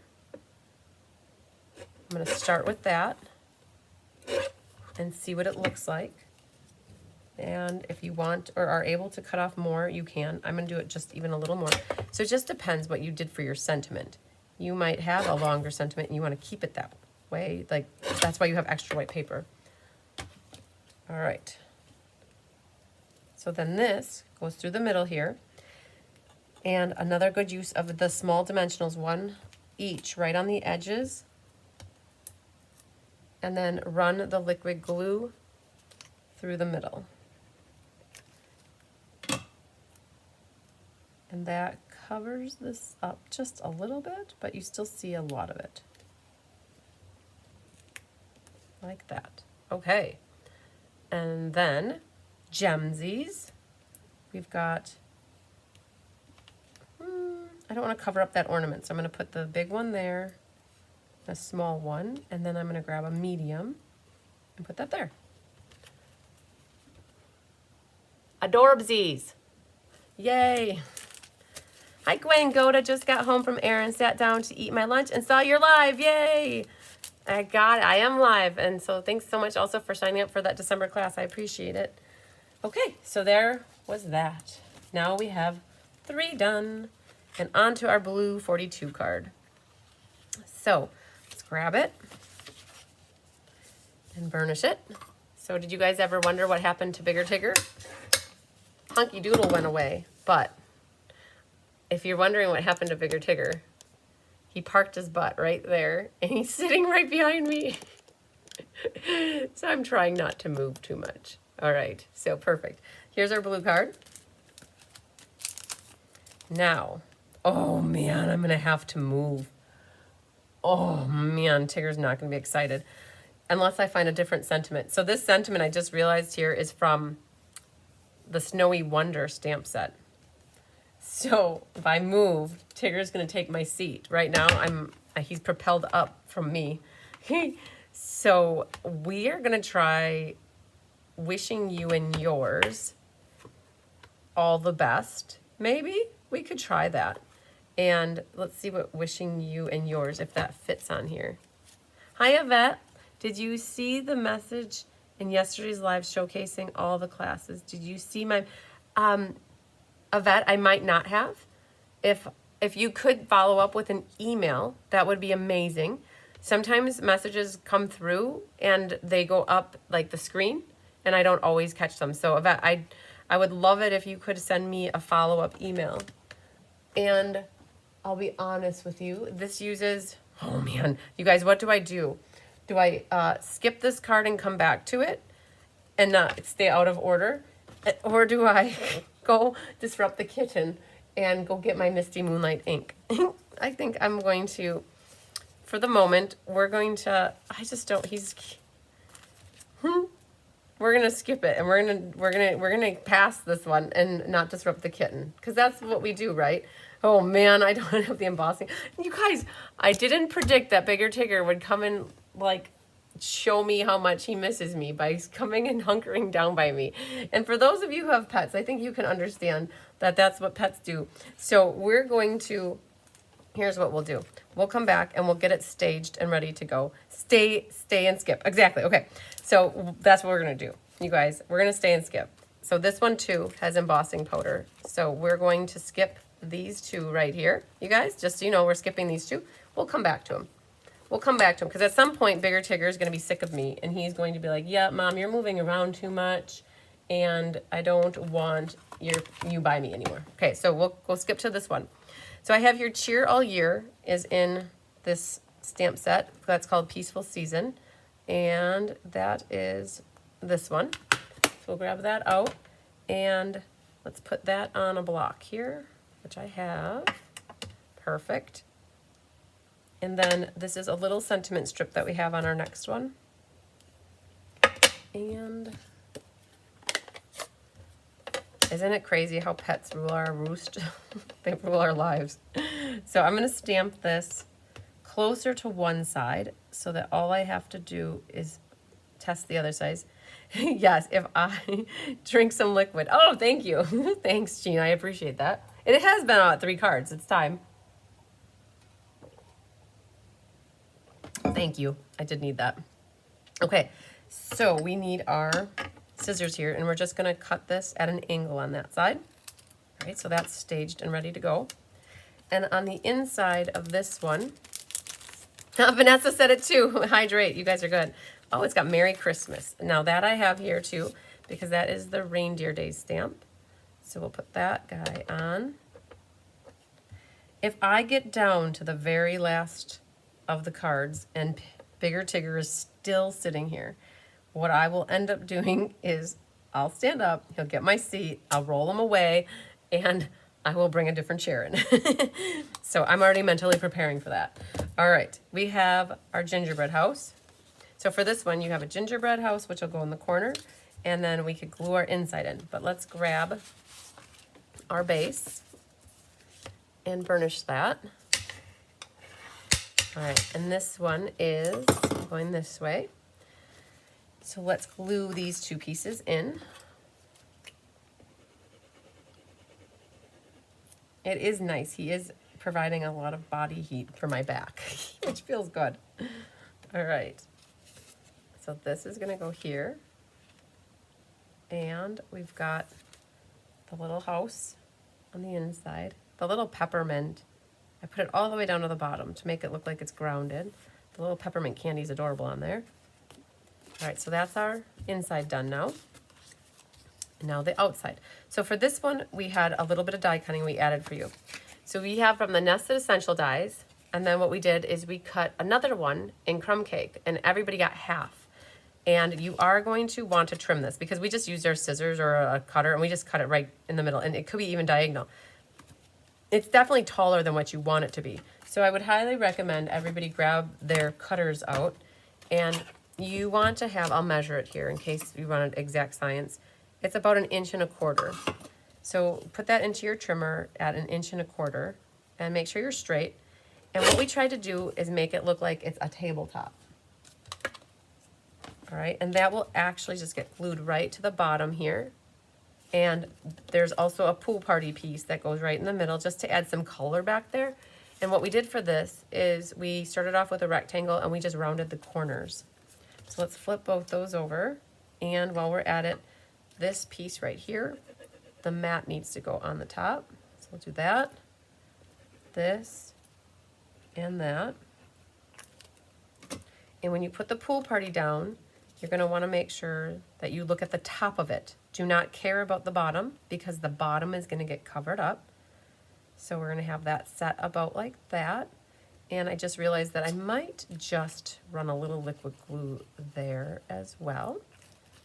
And then this gets placed on the bottom.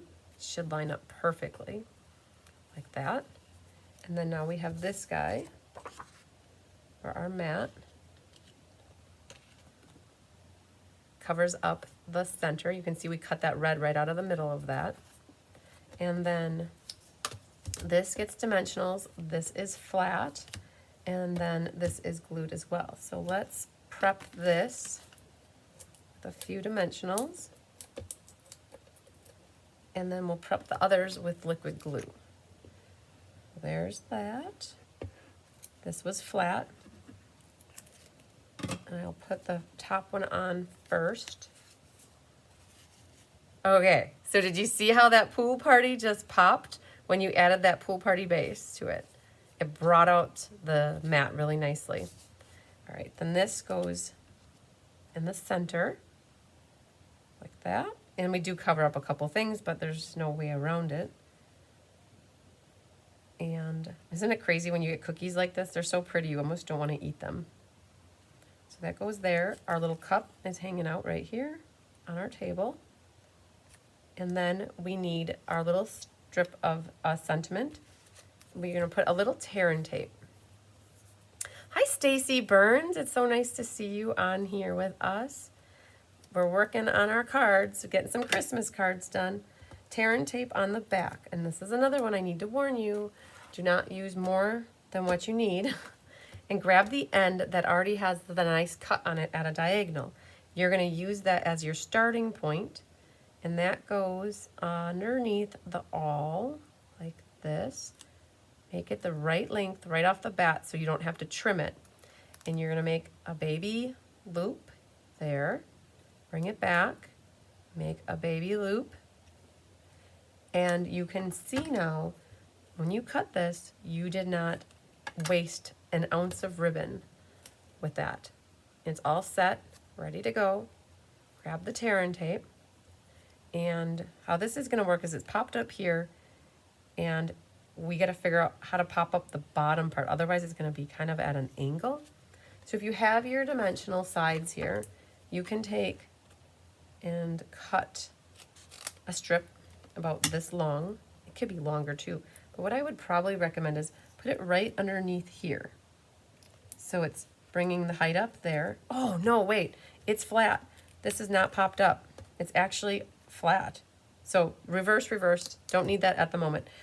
If this is popped up, then I would have done that. But this is actually glued flat. So I'm actually, we're just going to pop the whole thing up. So we're going to do a pop and a pop. And that goes right about here.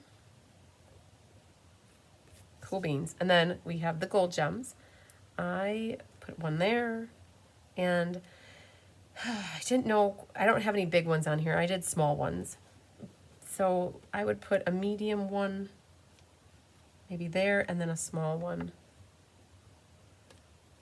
there. Gems can be hard, and then they can always be easy, right? Because sometimes you know exactly where to put them, and sometimes you don't know where to put them. So I put two of them at the bottom here on that one, but they looked kind of squishy. So then I put them like that, and it's okay. Whatever you want for the gems. You might even just leave the gems off, right? So you do whatever you want. But there we go. We've got our hot chocolate and gingerbread ready to go. Okay, so I got ink right here. Don't ask me how, but I did. So I'm going to grab my ink eraser and work at it for a microsecond here. And those ink erasers are great. You can't do too much, otherwise it'll start to rip the paper. But if you saw before and now the after, it helped to get it off of there. So that's why we have a spot for an ink eraser in our tool caddy. Voila.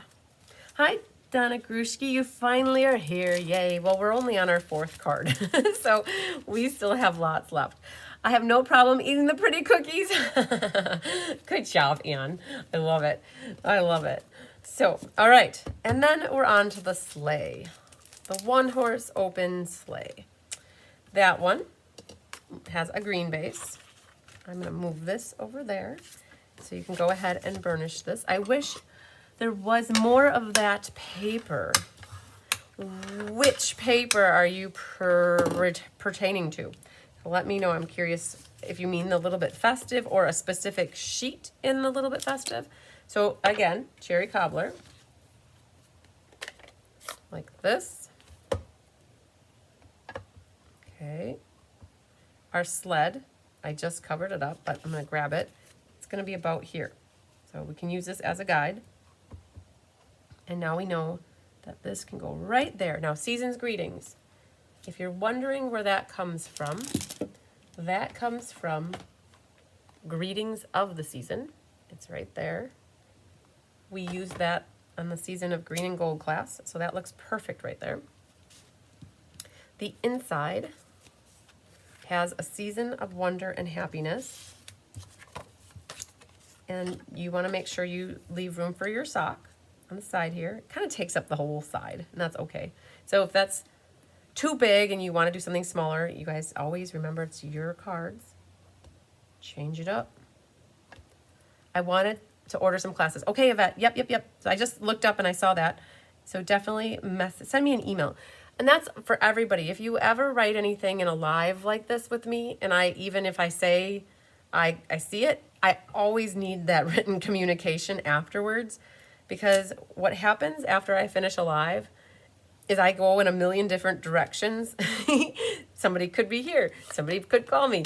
I might just work on emails, or I might do something and I might not remember then. So it's always best to follow up with an email, a text, or even a phone call, and let's get it in writing so that if I ever have questions on the road, I can always be like, I can refer back to it versus calling and asking necessarily.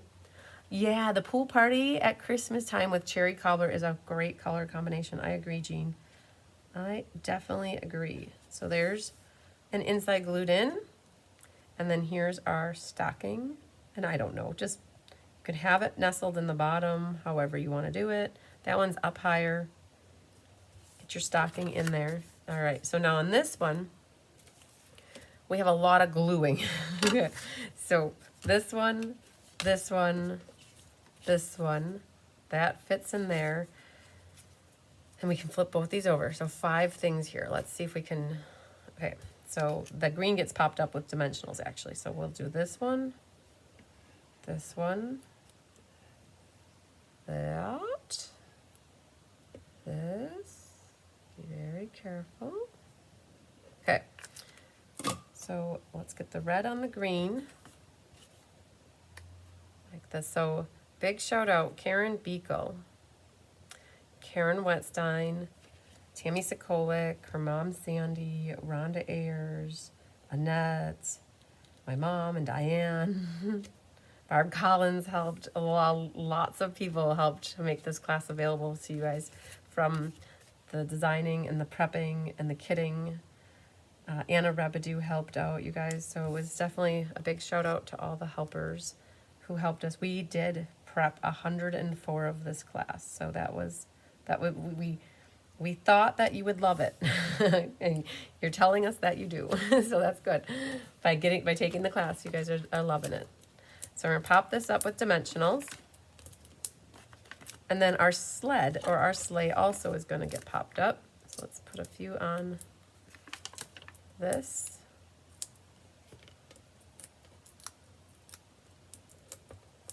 Pick those off. Always a labor of love, you guys. It was a lot to lay out 104. I think they did it in stages. All right, so then this will go here and it'll cover up. I'll be honest, you guys, when we got this, we're like, what do we do with these lights? Like, and I'm sure if we think that, you probably forget that too. Oh, I forgot the ribbon. Ha ha. Thank you for that. Okay, see, watch this. We can fix things. We pick things up, we put things down. So watch. This is what happens when you forget ribbon. You are now a card surgeon when you forget ribbon. So no worries. Thanks for that assist, Karen. I appreciate that. So we're going to fix it. I'm not going to worry about ripping the whole thing off because I can MacGyver it from right here. So we're going to put that tear-in tape down. And then we're going to, on the end that has the 90-degree end, we're going to cut exactly what we need, like that. And now we'll pick this off and capture the ribbon. So it's never too late. We caught that, and that was a good catch right away. So let's go right about here between the green and the red bulb. All right. And then we'll go all the way over to cross the other side. Grab that. Want an assist here.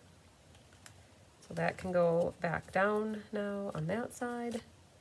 And I've got that one on this side. We'll just add a little bit extra glue, 42, glue, glue, glue, where there's no tear-in tape. Good job. See, look at that. Almost forgot, but we saved it. Now, there is a little bit of ribbon and it's tied around it. And so the easiest way I can tell you to do that, you can't use a lot because, again, you have to be conservative with your ribbon. I would cut about 3 inches, something like this. If you need more, you might just wait and see how much you have left, but you want to stage this underneath here and just set it off to the side. And now what we can do is put this down, good job, If this would have been on here, it would have been a lot harder to do it. But we back to this whole light bulb thing. We were not certain how we were going to use it, and when we decided to cover up the Humpty Humps from them and work with it that way, it helped us to figure out what to do with this pattern paper. So we got our sled going down next. I have that writing on the red, actually. I'm looking at it now. It was on the red, like that you can see it's at the bottom of the red. Got it right about there. Very good. Now back to this thing. Now I'm going to take this and make an overhand knot and tie that right around. Now, I don't know if you figured it out, but there's if you fold bows one way, the tails go one way, and if you fold bows the other way, they go the other way. And these are going wonky on me. So I'm gonna untie this and try to do the opposite of what I did, so I'm gonna put it with it underneath and see if my tails will go a different way. You could also just make an overhand knot and put it on with a glue dot. That would work too. But there, that one was better for me. And what we can do is grab our scissors. Now, if your tail does this, has a mind of its own, you can show it who's boss. Take a glue dot and put it down on your project, and then put your ribbon right into it. And that will help. And then grab your scissors and trim your tail. And that side actually is really good. That was the end that I had cut earlier. I think I'm okay. And then a big gold dot, a medium one, and a small one, like that. And there's our sled card. You open it up, you got your stocking on the inside. So Santa's delivering his presents to you. All right, perfect. So that one's good to go. Oh, thank you, Karen, for that assist. All right, and then we're on to another wreath card. And we'll set this guy over here. Let's see what our wreath card looks like. All the best. May your holiday season be filled with warmth and cheerful celebration. Now, you might not like all the best, and that's okay. Pick whatever you want. The all the best does come from right there, so we'll use that because it fits really nicely on that label. And then we have that big sentiment here. That is from that greetings of the season. And what we need is a big block, which I have one right here. And is that going to come up? Nope. So we're going to do it this way. And then all the best on there.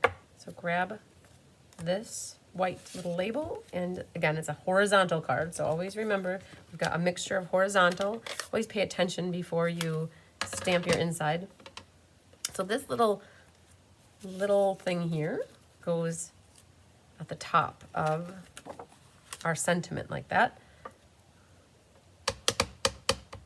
Inky dinky doo. That goes like that. It takes up a lot of space, I will tell you. So you just have to, if you don't like that big of a sentiment in the inside, but for people that don't like to write a lot, then it's perfect, right? But if you like to write a lot of love note in the inside, you might choose a different sentiment that's smaller. And then all the best goes on here. Perfect. And then we can shut up the ink. Hi, Randy Schultz from Michigan. All right. So we can glue these things. So let's grab this and burnish it really quick. And there's no ribbon, so we're gonna do a lot of gluing. We're gonna glue, glue, and we're gonna glue. So this is our top mat, and we're gonna go from the top with the glue, our little holly, and then the inside mat. Do this guy first. Perfect. And then we'll grab, oops. Tigger's arranging his body, and he's hunkering down in more. Oh man, you You guys can see him from the other side here. I don't know if you're going to see this. There's his head. and there's his butt. Oh, he just hunkered in there even more. I love it. Okay, so we have this guy. Go right about there. Got our focal image on the inside. All right, and then that's it for that. All right, now we have a little more ribbon to do behind our label. So let's prep that as well. Put a little piece of tear-in tape back here. If you have an end that is diagonal, I don't, oh yeah, that one's diagonal, so we'll start with that. So this goes up like this, a little baby loop, and a little baby loop. Bring it back down. I think I'm gonna make that a little tighter together in the middle here. And then bring that down. And then cut it at an angle right away, so no wasting of ribbon there, which is nice. A little tear-in tape. And then for this one, we can now go ahead and glue the whole back of this. Like that. Put that right on the card front. All right, so we have our wreath and a bow and a green circle. So the wreath is going to get popped up with a few dimensionals. And then our green circle is going to get a little bit of liquid glue, and we're going to stage it kind of the same way that we did that last one, because that needs to get put in the middle here. So set that down, kind of hover your wreath. Now, is there an order to it, like, or an angle to it? Not really. Just make sure you see all the green in the middle here, but now you could still move that if you needed to. Perfect. And then this one, the bow on needs to definitely be on the card horizontal. We tried it this way and it goes over the edge. So you definitely want this kind of a bow to be horizontal. And what we'll do is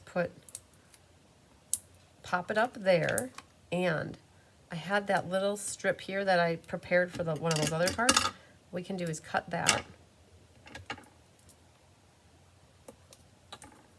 It kind of went off the edge, so I gotta fix that. Didn't have that straight, so let's peel that back, move it over there.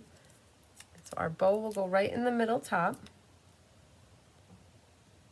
like that. And then this one is going to hang out right about here. So I want it to be popped up in the middle area, but flat here. So what I'll do is stage one dimensional back here, and then I'll put liquid glue. Yeah, I think so. Liquid glue like this. Contemplated taking that tear-in tape off, but I'll just leave it. So that'll go like that. And that was good. We'll have a big one, a medium one, and a small one. And that's our wreath card. You could Stella anything though. You guys really, we haven't been Stellaing much because, just because, we're already at 2 hours. So we're gonna keep her moving and go on to the next one. See if I have everything here for that, which is this guy. Peace and joy. Peace and joy. That looks to be an espresso. I'm gonna pass on this one because I did not grab the espresso ink. Okay, so we're gonna set that on the making later pile, and we'll go to this guy. Okay, we'll come back to those. We're not moving because of Tigger. All right, so then we have our base. Hello, Melanie Foy from Yuma, Arizona. We've got this, and what we're gonna do first, I think, on this is we'll glue our strips down. So these guys can get flipped over. We'll add a little bit of liquid glue. There's no order to them. Sometimes when you do a card like this, you want to keep things in order because of how you cut them. But because the strip really was one long strip, there's no way to really keep the order. And I'm going to center this as best as I can, and I am going to grab my ruler to see I'm at just under 2 inches, and I'm at just at 2 inches. So that was pretty centered to me. So, all right, it was about 2 inches from each side. Now I can take this, and I think just have about 1/8 of an inch in the middle, so you have more green on the outside.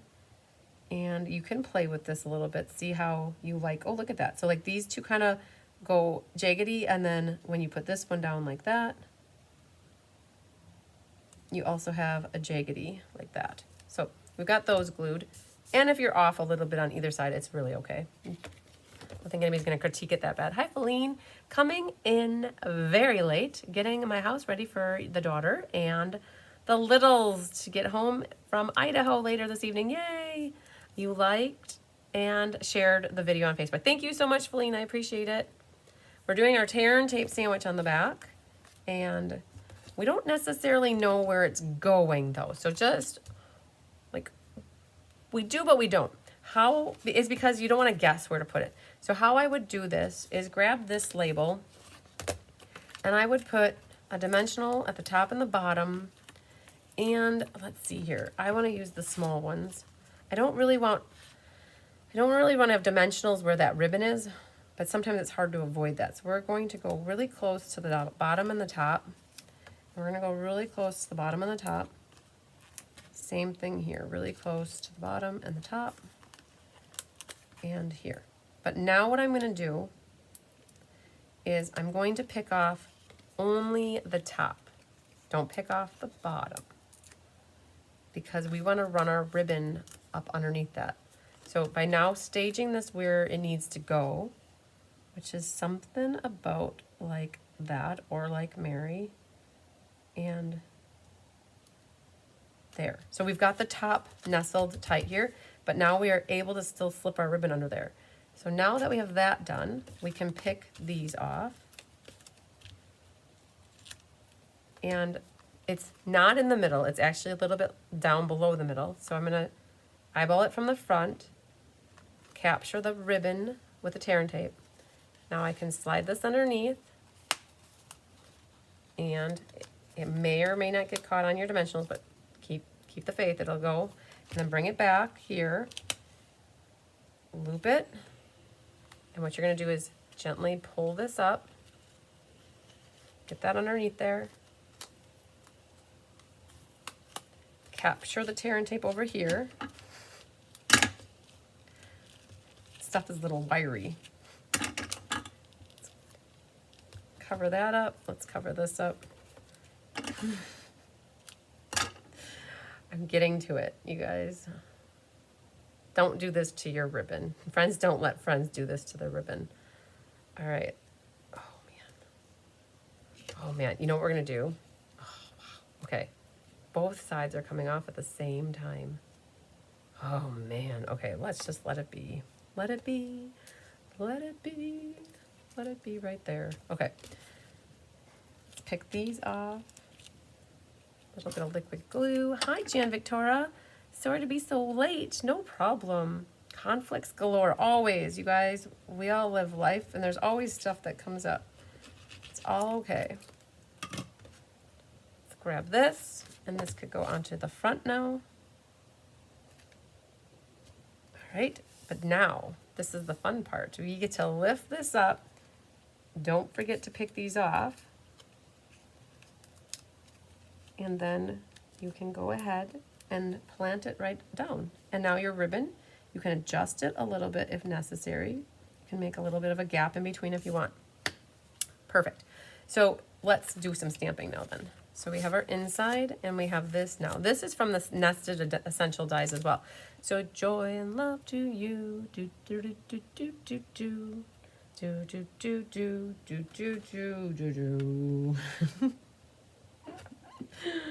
Yep, there are words to that song, but I don't know them off the top of my head right now. So I just know the rhythm. And I don't have much of that either, you guys, or the beat or whatever, the tune. I know the tune. When you stamp this, just be aware that this is going to go right about here. So you don't want to stamp it in the middle. You stamp it near the top. So find a good spot for it close to the top and go for it. Oh man, that wasn't really centered, and it is a little crooked. If you want, you can flip it over. Shoot, I should have done the back first. You see, that's the center. All right, so if you do flip it over and you do the back, you're gonna have the bumpy side, and that's not the worst thing in the world, but I should have practiced on the back first. That's more of what I was going for. But hey, it happens. And then here, they happen to me too. Just straightened up my gold twine. Oh man. All right, so we're back to the reindeer Merry Christmas. So we'll put that near the top, like that. And then that was it for this ink. And we can get glue happy. So glue, glue, and this is also glued flat. So that's the good side, so we're gonna flip it over. If you have the dies at home and that happens to you, you can always cut yourself a new piece. But I am not moving to go cut myself another piece, and the dies are upstairs. And then this can go over. I made a mistake. We have ribbon that goes behind here. Oh, it goes behind that guy. Okay, so we're okay. We're okay, we can fix it. No, it goes behind. Sometimes there are ribbon in all the odd places, and you have to catch them. But I caught it. All right, so this goes here, and then we put this in the middle on the bottom, like that.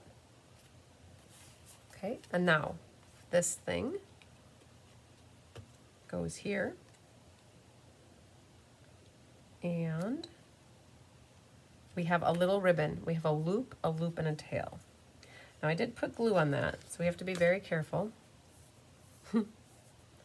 And it's on the back right side. It starts right there. And we want to get another piece, so it's waiting in the wings, like that. And we have some left here. Try to find the side that doesn't have the cut edge on it so that we can use this. And it's coming out this ornament on the right side here. And you're gonna do a loop, a little loop, a bigger loop, catch that tear and tape in the back, and then you're gonna have a tail that comes out. Okay, so what we're gonna do, you have to put another tear and tape over this, otherwise it's gonna fall apart later. So that will hold that. And then grab your ribbon scissors. Oh, let's cut it like this.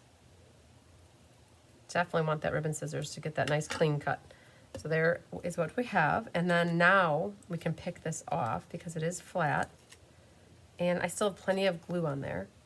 And there's gonna be one baby dimensional, and it goes right at the tip of the ornament here. And then this goes on the card front, like that.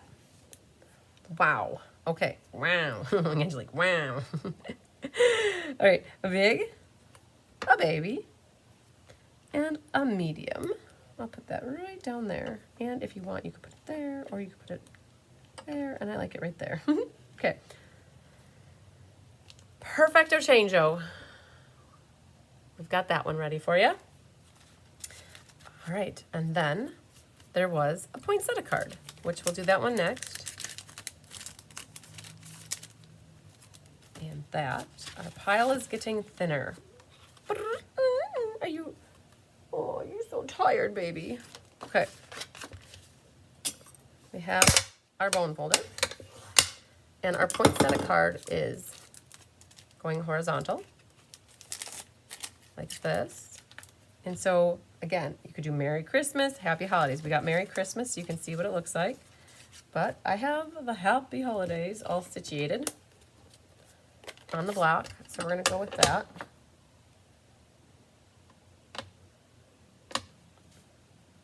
And where do I have it? It's close to the left here. Oh, that holidays. It's not sticking. Okay, so there's closer to the left. And again, your strip is going to be longer than what you need. So now you can angle it like that. So that's ready to go. And then the inside, thinking of you with warm feelings and a wish for all the merriest. And you have the poinsettia in the bottom corner, and that sentiment's right here. Yep. Everything's been cherry cobbler, so that's been nice. I don't have to clean stamps in between. I went over to the right a little bit just to give the poinsettia its space. We don't know if it plays well with others yet. So that's it for stamping. So let's get these guys ready for gluing. And this guy right here, we're gonna take and have that staged and ready. Ooh, there it is. Oh, there it is. This guy and the little poinsettia. All right, so that goes on the inside. And then our little poinsettia nestles right in the corner. Okay, so that's good. Grab these couple things. So now I did put glue on the top of this because this mat will go right like this. And I looked ahead to see if there was ribbon, and there is. The ribbon goes behind. It is kind of in the middle, but it's a little bit south of the middle. It's another one where if you want to stage the poinsettia, then you can kind of get a feel for it, or you can kind of guess where you want the ribbon to go. I think let's do our trick here, where we're going to put dimensionals on this. We'll put them wherever we think we need them. There, there, there. Hello, hello, hello. And then what we'll do, so I've got it so the small one is on that side, and then the big one's on that side. We're going to take off these top two dimensionals so that our poinsettia will be grounded and stable on our card. Good.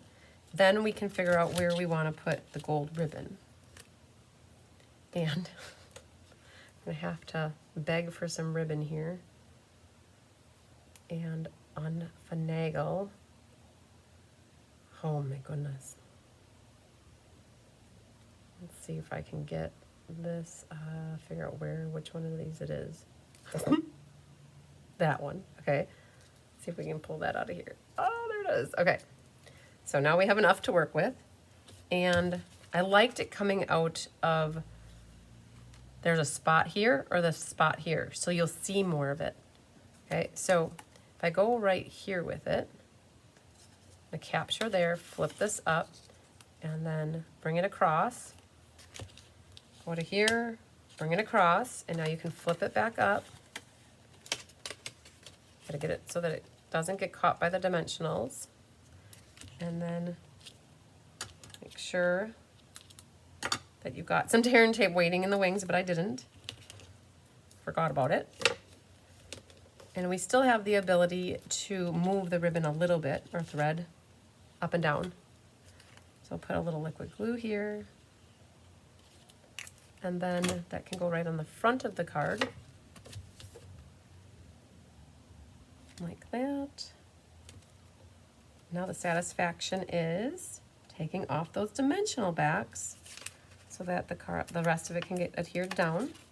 So you guys, I hope that if you learn, this is how, when I don't know where to put the ribbon exactly, but I know I want it under something, I prep it, solid it, you know, structure it on the card, and then I prep it, so all I have to do is take off the bottoms. I hope that if you guys have never done that before, that is a very rewarding thing because it's less stressful figuring out where to put your ribbon. Now, there's more ribbon. Wait, there's more. So we're going to grab our tear and tape, and behind the happy holidays, this kitten though, he slept by my feet. Like I sleep in the bed right like this. Tyler's there. The cat was by my feet all night, but I don't move in my sleep. So he slept by. Tyler said when he woke up, Tigger was still sleeping in the exact same spot from when we went to fall asleep. So he was happy, kitten. I'm not making a bow, but it looks like a bow. So flip it around, make a little loop, and then bring it back, make a little loop, and it definitely makes it look like I made a bow, but I didn't. It's a cheater bow. That, and then this is going to get staged on the front, and I did pop it up, pop it up, pop it up. Use the little guys. We'll go across it like that, And then that goes right underneath the goldy things here. So you don't want to cover them up. And I don't want to cover up the ribbon there either. So I'm going to bring it right about here. And I have it all the way. I'm going to move it back just a hair, right? More like that.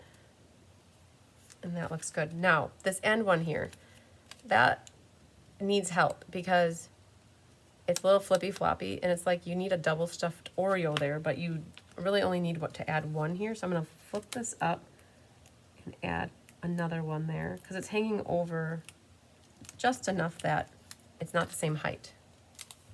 Good. And we have a big one here, a medium, and a small. So pretty, right? They make it so easy for you to make such pretty cards. All we did was add a layer here and then cut the paper, added a little sentiment strip. And you got your inside. We added a white mat and a base. It's all about the base. No trouble. Very good, very good. Now, on to the next one, which looks like this. Season's greetings to you. And it pulls in Pretty Peacock. Cherry Cobbler and Pretty Peacock are also a nice color combination. And burnish your card base. Horizontal card again.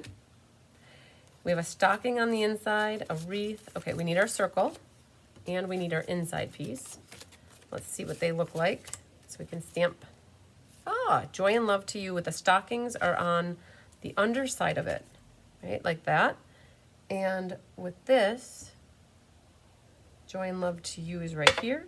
So we can easily get that staged. So it's going to go near the top. I'm going to move that away just slightly. Oh, it's crooked. Hang on. One moment, please. Let's try it again. At first, if you do not succeed, try again. All right, that'll be better. And then the inside here now, the outside, you have a season's greetings, but you want to take your wreath and it doesn't cover it exactly. So there are going to be some gaps in the area of the inside of the wreath. But if you set that there and you set your bow on the top here, you can kind of get an idea of where your sentiment's going to fit. And there's not a lot of space. Just telling a friend here, there's not a lot of space. This barely fits right here. So I'm going to move the bow away, knowing that I can't go very high. And I'm going to nestle this right down here. And that's where that's going to go. We have the ability to finagle it a little bit when we glue it. But that's it for that color for right now.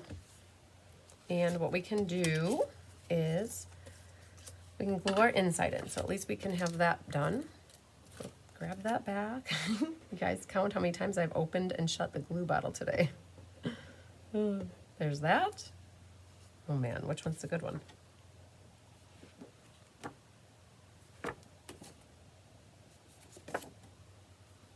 Okay, we'll do with that. They're very close. That white can go on the inside. And then our stockings get glued right below. So you still have a little bit of room to write your love note. Good, that's the inside. Now for this, we're back to a little bit more tear and tape. So you want to make it a little bit longer so you can capture both ends of your ribbon. Figure out which side you like better, that side or that side, right? They're the same but different. That's got the poppy uppies, and then this is more poppy uppy. So I generally like the other side better, so I'm going to put the tear and tape here. All these scientific words. All right, let's grab the end. I'm going to guess right about here. This is one where you crisscross applesauce. So start lower on this side and go up high, and then bring this back, y'all, like that. Oh, man. We're going to cut it. Okay. And then this goes back like this. Crossing in the middle. And then you've got your tear and tape ready to go. I'm gonna try to remember that my end is right there. Guys, when we're done with class, I am going to be winding this back up appropriately. This guy right here is my end. So I have some staged and ready to go. So now that gets glued down to the front.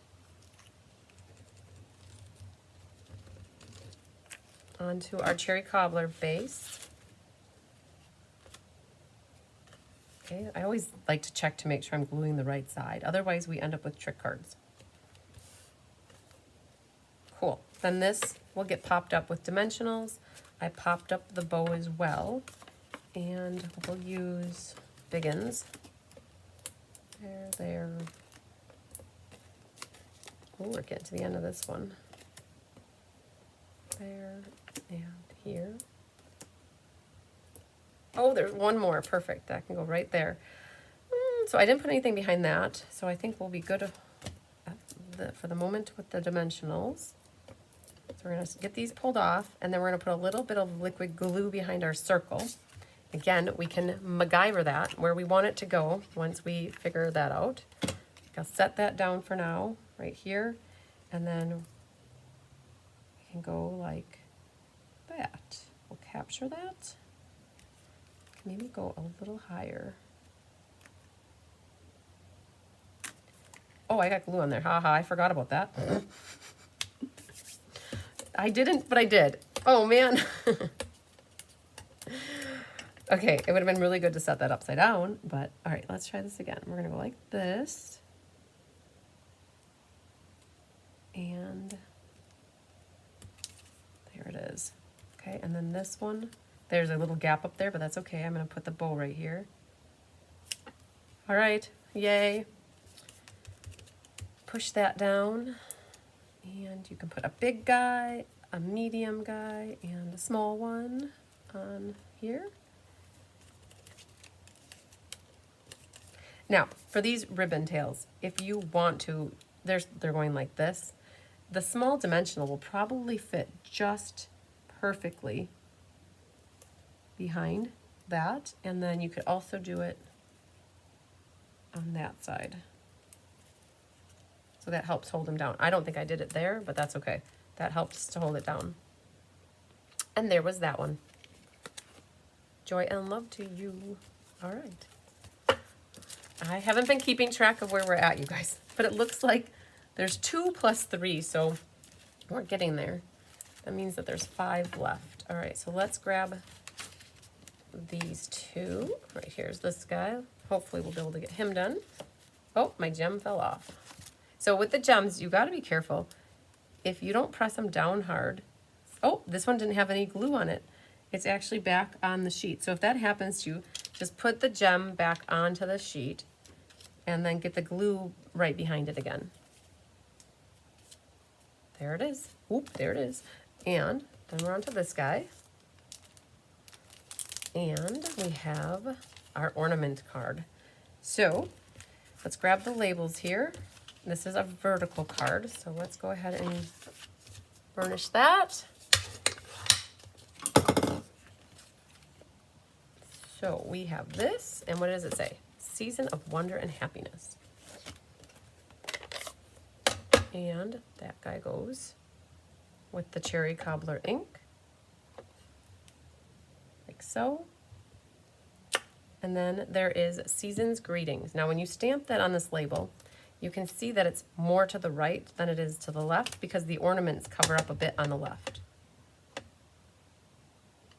So that can go right there. That's it for that color for now. And we do need tear and tape though. So you guys are getting down to the end with your ribbon, right? So we have that much left. And we have a little bit of ribbon that goes on there. This one, oh, we need a bow. Okay, we gotta be really strategic about this now, okay?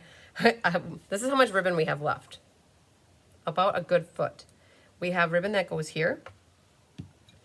This card has a little bit here. This card is a bow. And there is no red ribbon on the blue card, which is fine, so we're good there. And then the other. So we have 3 cards left. And I don't want to get to the end and not have enough to make a bow. So I'm going to make my bow now, which is for the truck card, right? So I'm going to take my bow maker and put my nails at about 1 inch. I have enough to hold on to here. So it's a teeny tiny bow. And I did a whole video on what I might do is make it long enough. So if I go, okay, I'm thinking here. I need about 3 inches there. So it's hard to make a bow and keep the little tails really little because you won't have enough to loop. But I don't want to have to cut off a lot and waste it. So I'd rather kind of plan this out in my head that if I do like this much and I cut that here, that gives me enough for that card, right? So I'm going to do just a hair more, and then that should give me enough for the other card. So that's, I know my tail is really long here, but I have a plan. So we're going to flip that and then make our itty teeny cherry cobbler and gold bow. And grab your ribbon scissors. Now if you cut this at the angle it needs to be, then you have this left over to go right there. Hopefully I had enough there. I should have maybe made it a little bit more, but we'll work with it. So hopefully that's enough for that. And then that's enough for the other card. And we've got our bow ready to go. There. Good. Very good. Now we have this, what we need here. Perfect. So that goes on the bottom. And we're going to make a loop, and a tail. So you got your loop. And then a little bit bigger of a loop. And a tail. And we can cut this. We have that left for this card in case, just in case. I might use both those pieces like that. Now, if I would have made my tail a little bit longer, on the one side, this would be longer, and then I would have had less cut off. But we're okay. We're okay. Mikey likes it. So this can get flipped over. This can get flipped over, and we can get that ready for gluing. So this is the Painted Textures embossing folder, which is now in the online store. Can't see it in a catalog, but it's out there. And that would go here on the top. That's what that embossing folder looks like. It's really cool. It looks like the walls in my new craft room. Like with that skip trowel. Then this can go here. And that little guy is coming up from the bottom. Like that. Perfect. So our inside's good. This will get popped up with dimensionals. And I got to the end of everything that was set, but now what you can do for your dimensionals, make sure you use these ends. There's nothing wrong with them at all. I like to save the side panels for strips if I need them. We'll go this way first. I was Freddy Kruegering that. See, they work. They just are an odd shape, but they do the job. Okay, so let's pick those off, and we'll stage our wreath onto the front of the card. And there's an orientation to this. That guy's at the top, so make sure you are putting this on straight, or I should say the right way. This one then gets popped up in the middle. So we'll stage. So this is going to go right about here. So I'm going to put the dimensional on there so I know it's in the right spot. And I'm going to put the liquid glue right there. And I can see that this ornament's showing, but then those aren't necessarily being seen. And it goes right there. And then you have 2 ornaments. This one goes up here at an angle like that, and then this one goes down here. And how do you glue them on? Well, I would put a dimensional right behind here, and it can be a small one, and I know it needs to go right there, so I'm just going to stage that there. And then I'm going to put liquid glue underneath here and underneath. Oh, that one's popped. Oh, that's got popped up. So we'll take, so let's get this guy down first. He's like that. He's on first, and then take this and this and pop it up, like that. Very nice. And then a big, a small, and I've got a medium. I snuck it in right there. If you don't have a lot of room to do that, you could always put it on the red too, like that. That works too. If you want to see what it looks like there, you can move it. It just seemed a little bit too tight, so we're gonna put it right back there. That's it. That one went together nice. Aren't you happy that we got all that organization done in the front and then we can just cruise through these? This next one here then looks like this, and it's amazingly pretty. It's so pretty. I feel pretty, oh so pretty. How is the craft room? There's no progress on the craft room this week. Oh man, I went upstairs and I checked it all out. Tyler was in Mexico all week with his mom and his stepdad for their family the family got together for his parents and it's not his mom and stepdad's anniversary. And nothing happened in the craft room, you guys.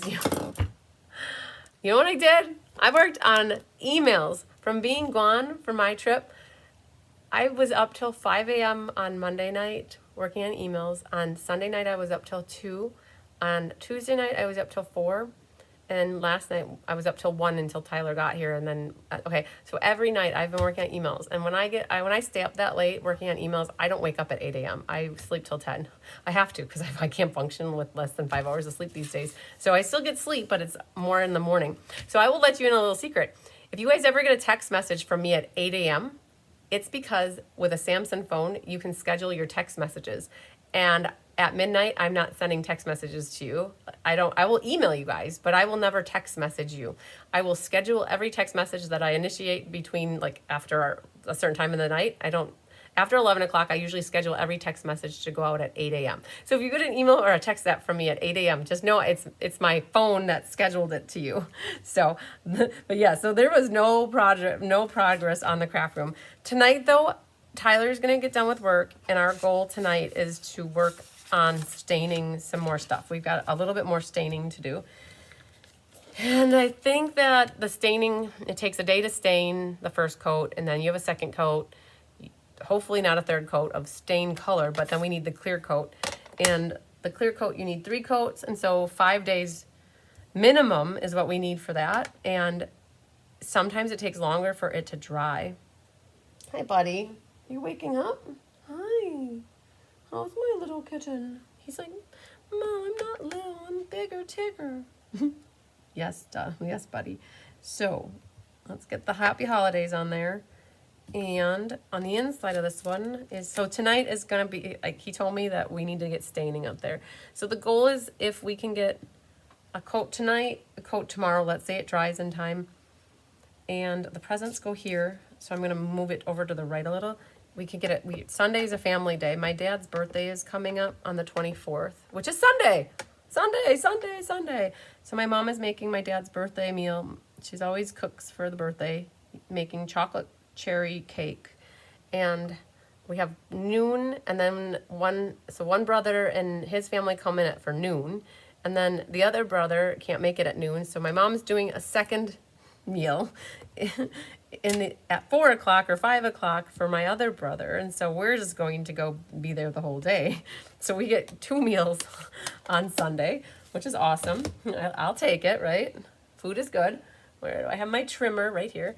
So I'm gonna cut this a little bit off on the edge here, and yeah, so Sunday is not going to be working on the project. We're going to be spending time with my family, and then back on to add it Monday, hopefully a clear coat, Tuesday a clear coat, Wednesday a clear coat, maybe then come in on the weekend on Sunday and put everything away that we can. Hi, Carrie from Central West New South Wales, Australia. Yay. So little bits of progress here and there is what we're trying to do. We have next Saturday, so not tomorrow Saturday, but next Saturday, we have a small business Saturday showcase. I have about 15 friends that are all pulling together that are different vendors. So we have LuLaRoe, we have Color Street, we have Avon, we have Mary Kay, we have LeBry. Norwalk, Scentsy, all the things, paparazzi, and I think Jody's gonna work on, she has some 31 stuff. So we have all the vendors come together and we do a used stamp sale. And that is next Saturday. So that day is full. Friday is setting up. So we got a really full week ahead of us yet. So, and then on Monday, we're gonna be kitting up game night during the day and Let's Just Stamp. So we're kitting up 2 classes on Monday. And so, but we're gonna sneak the staining in. I know we can. So we're gonna get, your mom is a saint. She definitely is. And she's an amazing cook. So I'm not gonna complain about having 2 meals. She made chicken noodle casserole on Wednesday and brought it over yesterday. I had chicken noodle casserole for lunch. I had chicken noodle casserole for supper. So I was good. I got food yesterday. Hi, Vicky Parker from Australia. Yay, awesome. You guys, did you see how easy that card was and how pretty it is? Because of the focal image here. So we have Happy Holidays, and on here, there's a mixture. We did red and the gold. So we're gonna need a couple Terran tapes here. So we need 1 and then 2 waiting in the wings, and then we need a 3rd one to go behind it. And this is what I have left, right? If I would have made this a little bit longer, so if I do this, it's not very long. So I'm gonna MacGyver this. I'm gonna use all of this ribbon. So just so you know, like that was, I really wish this would be one piece, but because I made my bow the way I did, I should have just kept a really short tail, but whatever, it is what it is. I'm still gonna make it work, and I'll show you how I'm gonna make it work. I'm gonna take this little guy right here, and I'm gonna make underneath the LID, underneath the lid, I'm going to make the loop. So this is gonna take more work for me, but I want it this way because I want it longer. So I'm gonna cut this off. So I got my loop now, right? So my loop is the right loop, loopy loop. Now I need to make the tails. And how to do the tails, I'm gonna fold this in half now, and I'm gonna make it so it's like that, because I like it like that, and I'm gonna pretend that it's, look at that, you guys. Look at that. That's good. I can handle that, right? It makes it look like it's 1. It's all 1, but it's not. It's really 2. It's okay. Now this, let's see here. We're going to put this longer one across here to hold that. Hold it. Hold it. Right? Still looks good. Still can live with it. Then we're going to take this off. So every bit, I just told you at the beginning, I didn't just, every bit of that ribbon got utilized except for that piece and that piece. And I don't know if there was any more, but you guys, we gave you a whole yard of ribbon and all of that yard got utilized. Then this gold, we made a loop and a loop. We did not make a tail coming up, but you're welcome to make a tail. But we did, we grabbed it and we went across like this, bring it down like that, have it loop back like this. And it adds a little element to it to have that gold back there. So trim your tail. You could have had tails coming out too. Then we're going to use up that little guy, and we're going to use up, oh, it's stuck to my hand. We're going to put it like that, and we're going to put that waxy paper right back over it because there's a lot of bulk going on right there, so I don't want it necessarily sticking. But that turned out really cute. And then that can get popped up with some dimensionals. We'll go here, here, and there. Put that right on your card front, kind of in the middle. Perfect. Challenge. There's that one, and then a small one, and then I've got a medium right there. Okay, this might be close to one of my top favorite cards, and how simple it was using that. It was that die cut piece that came out of the cuts from the card, like so cool, from the big sheet. It was really good. Good. Okay. All right, what do we got? It's 4:42. We have 3 cards left. All right. I knew this was going to take 3 hours. I really did. And we have 3 cards left. So we have about, I'm not trying to finish it early, but I think we're going to try to, like, the goal is to be and keep it to 3 hours. But let's start on this card first. And we're going back, so I don't know where they are in the order, but we're going to do this one first. We're going to get this situated. So we have on the inside. Let's see if we can get that done. Oh, Merry Christmas. Good job. Okay, so that is the reindeer in Cherry Cobbler. This cat has not moved at all. The kitten is stationary. He has not flinched. He is out like a light. So we're going to be strategic about this. We're going to put our tree here, and we're going to do everything we can until I have to get up, and then we're going to disrupt the kitten. Okay, so that's perfect. Now, the joy and love to you is on the white piece. So we'll leave that be for a moment. I do have that stamp here, and it comes from this set right here, Peace and Joy, Peaceful Season, so we'll have that. I will roll over and get the espresso in a moment, but we can go ahead and glue these two things on the inside. Let's grab our bone folder, like that, and we can glue and glue, like that, and like that. We also, so we gotta make a list in our head here. We need gold embossing powder, we need the heat tool, we need Versamark, we need Misty Moonlight, and we need Espresso. So our tree is gonna go here, like that. So our inside is good to go. And now for this part right here, you might have your die cut out of the middle here. They couldn't find some things, because you saw here, look at this. Look at this. This is really what I think it looks like. This was doubled up in a different one of my kits. How would that be? That this was double in a different spot of this card. Okay, I'm just gonna go with it, but that's what is meant to go here, not that other piece. So both of these can get glued. Okay, so glue and glue. So I'm trying to remember everything. I need 3 ink pads and some embossing stuff.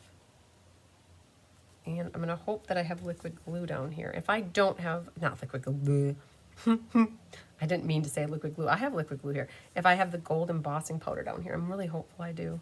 So that goes like that. And then we have this red. This is from Countryside Corners. It's the red octagon. It's definitely not a hexagon. We know it's an octagon. So that will go here. We can go ahead and glue that flat. And very good. So something like that. I do have it centered. You can't see that side because the trees are there, but that's okay. All right, so then we have this little guy is going to go in here. We got to stamp our Peace and Joy. We've got our truck here. That'll go here. So that gets popped up with dimensionals, so we can stage that already. If I get to the end here, I end up just using that side, but they do make nice side strips for when you need channels. Okay, we got that staged and ready. And then the smaller of the trees is also going to get popped up.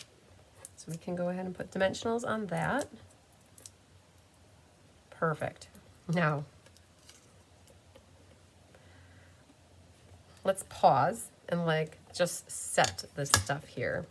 All right, so we got it ready to go. You guys, I hope this isn't very confusing for you.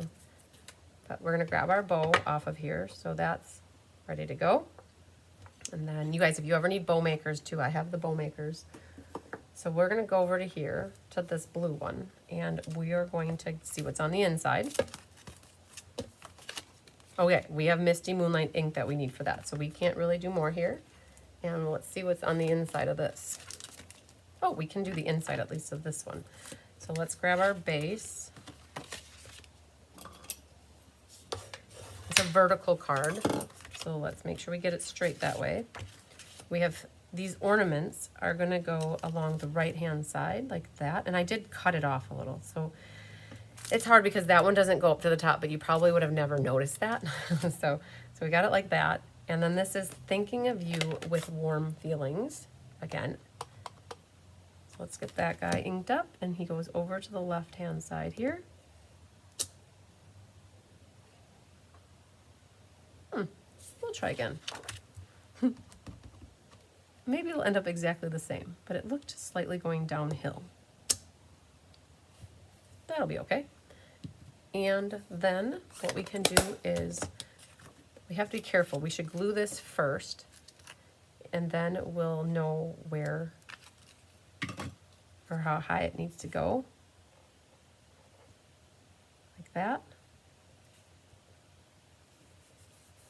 And we can trim the back side. You know, flip it over and then snip, snip.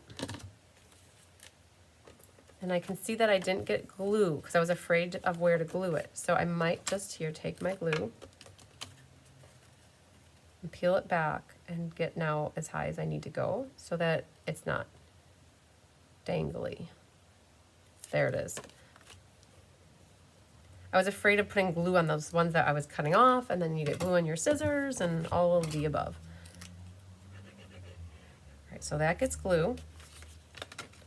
And then these two things get glue because the ribbon doesn't go underneath these mats. So we could get these glued, this glued. So if you guys, anybody came in late, we got out of order because of the kitten. Bigger Tigger is nestled behind me and he hasn't moved and budged at all. He must have had a stressful day. Not really. Okay, so this goes here. That. And this is another easy one. These two cards, this one and this one. I think that they're my two favorites out of this whole class, I'd have to say. And they're the simplest of steps to make it, really it is. We can go ahead here, this strip is gonna go right through here. So there's a gem there. And there's a gem there, and then there's a medium one. It's gonna go right about there. All right, so we've got this staged where I just need to go grab the embossing powder and stuff. But what we need to do, what I can do is we're gonna clean off the Happy Holidays. That Holidays does not want to stay on the block. So we're gonna clean this off so it's ready for the Versamark, and it went really crooked. So you have to be careful when you clean your stamps because you don't want them to adjust not necessarily like the right way. You want them to stay intact. All right, so there's Happy Holidays is ready for us. And we are, oh, Snowy Wonder. We can go grab Snowy Wonder then too. So does anybody make a list? Besides me in my head? All right, so the Happy Holidays is ready for us. And all right, so we're gonna stage this ready here. So you guys, we're gonna take a quick break. We're gonna go get a whole bunch of things that I did not pull before we started class. And do we want to see how Tigger adjusts as I do this? So, okay, so when I stand up, you guys are going to be able to see how. So I'm going to get up, and I need a few minutes, like not a few minutes, but I'm going to go run grab as much as I'll be in the room, but I'm going to go try to grab stuff. So you can see how Tigger adjusts to this. Like, oh, there it is. What's up? He's like, Mom. See how he's going to probably go right back and take over the whole seat. There it is, Angelique. There it is. He's like, Mom, you're talking about me. All right, so we need Misty Moonlight. We need a Versamark. We need Espresso. I know, buddy. We need Snowy Wonder.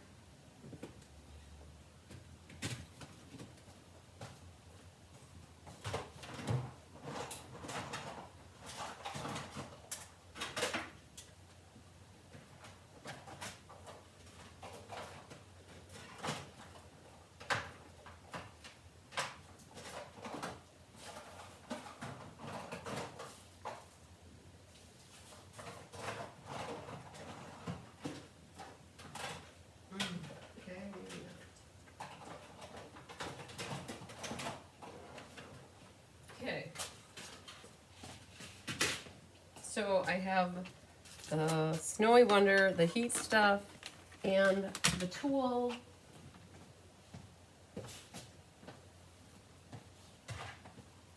I think the only thing, oh, you guys, see that? He just kind of took it all over. So the only thing that I didn't necessarily have was the gold embossing powder. So we are gonna leave this guy to sit for a moment, and we will work on the other card with the truck first. We'll get the truck card done. And all we needed with that was, whoa, it's stuck. We needed this guy. So let's grab this all back. We got it all staged, ready to go. We need that and espresso. So you gotta be careful where you stamp this. That got stamped a little bit closer to the left. I would have loved it more to the right. So with that being said, it's really hard because we've already got these guys staged, but this tree goes right about here, and that goes right about here. And you're gonna do peace and joy. And we're gonna bring it over to right about here. That's what we're gonna do. Okay, let's hope that that turned out better for our health. Okay, so that was all we needed to stamp for that one. Now we can flip this over and this. Of course I put that that way. Let's go like this.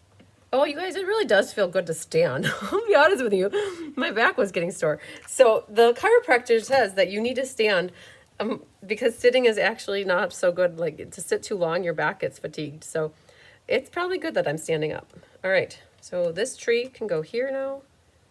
Something up high like that. And then this one goes right here. And it's hanging out right about there. And then our truck is riding on the red ridge right there. And I'm bringing it back almost all the way to the end.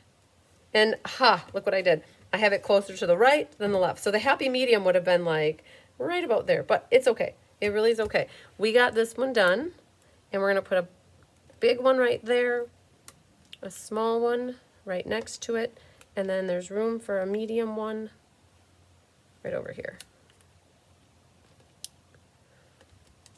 There it is. There it is. Okay. That's all we needed for that, was a little espresso ink. Good to go. Very good. Then we're going to move over to the Misty Moonlight one. So I need you guys to tell me what to do. I know that my gold embossing powder is upstairs. Are you going to want me to run up and get it and complete? And honestly, you can tell me. I'm going to take a vote. Do you want me to run up and get it and finish the card so you can see how to finish the card? Or are you guys okay with me having it as far as it is and then kind of talking through how to do it, like the embossing? Like that would be the other option. So with this one, we have an inside like that. And we have lots of stuff going on here. So we could, let's just glue these two together. Oh, there's a bow. Thanks. Good job. Okay. Again, the ribbon got left behind. Okay, let's get our mat on here. Now we can't glue this down yet. There's ribbon coming behind it. So that's kind of staged, but let's grab this back. The bow is what takes this card over the top. There's a cute little bow on the top of your Christmas tree. And it's adorable to have this little bow right at the top of the tree. And one little glue dot, thank you, Connie Moore. One little glue dot. It just completes it. All right, well, we can say that one's done, yay. Then this one, we need some Misty Moonlight ink, which we have right here. We can talk it through is fine. Okay, perfect, yay to that. All right, Thinking of You was last used with the cherry cobbler. So we're going to clean this before I put it into my blue ink. All right, so there is that cleaned. Let's just clean him really quick too. All right, use that. So the tree is going to go down at the bottom here. And it just, you could, if you want it closer to the edge, you could cut a little bit off and tuck it in more. So I might do that. And you can talk through it. Very perfect. That's lovely, you guys. It saved me a trip from running upstairs at the moment. And we're going to put the Thinking of You over here on the right more. Oh, it's so crooked. Don't forget, you always have two sides to the paper unless it's designer paper, right? But cardstock, you generally have two. Let's try this one more time right there. It's better. Okay, then the other comes from Snowy Wonder, which is our featured ink, paper, scissors for next month. My penguin's been in the sun too long. He got burned. Poor little guy got fried. All right, he has a bad day right now. He doesn't take to ink very well. All right, I need a block, so let's put this right here for the moment. Oh, and then we'll put this. So we need this in the Misty Moonlight. And you can see this goes the entire length, right? So I'm gonna try my best to stamp it good the first time. And I know I want to angle it a little bit, so I'm gonna kind of visualize where that angle is gonna go. I'm gonna stamp right about here. Drink, thank you. Or a drink.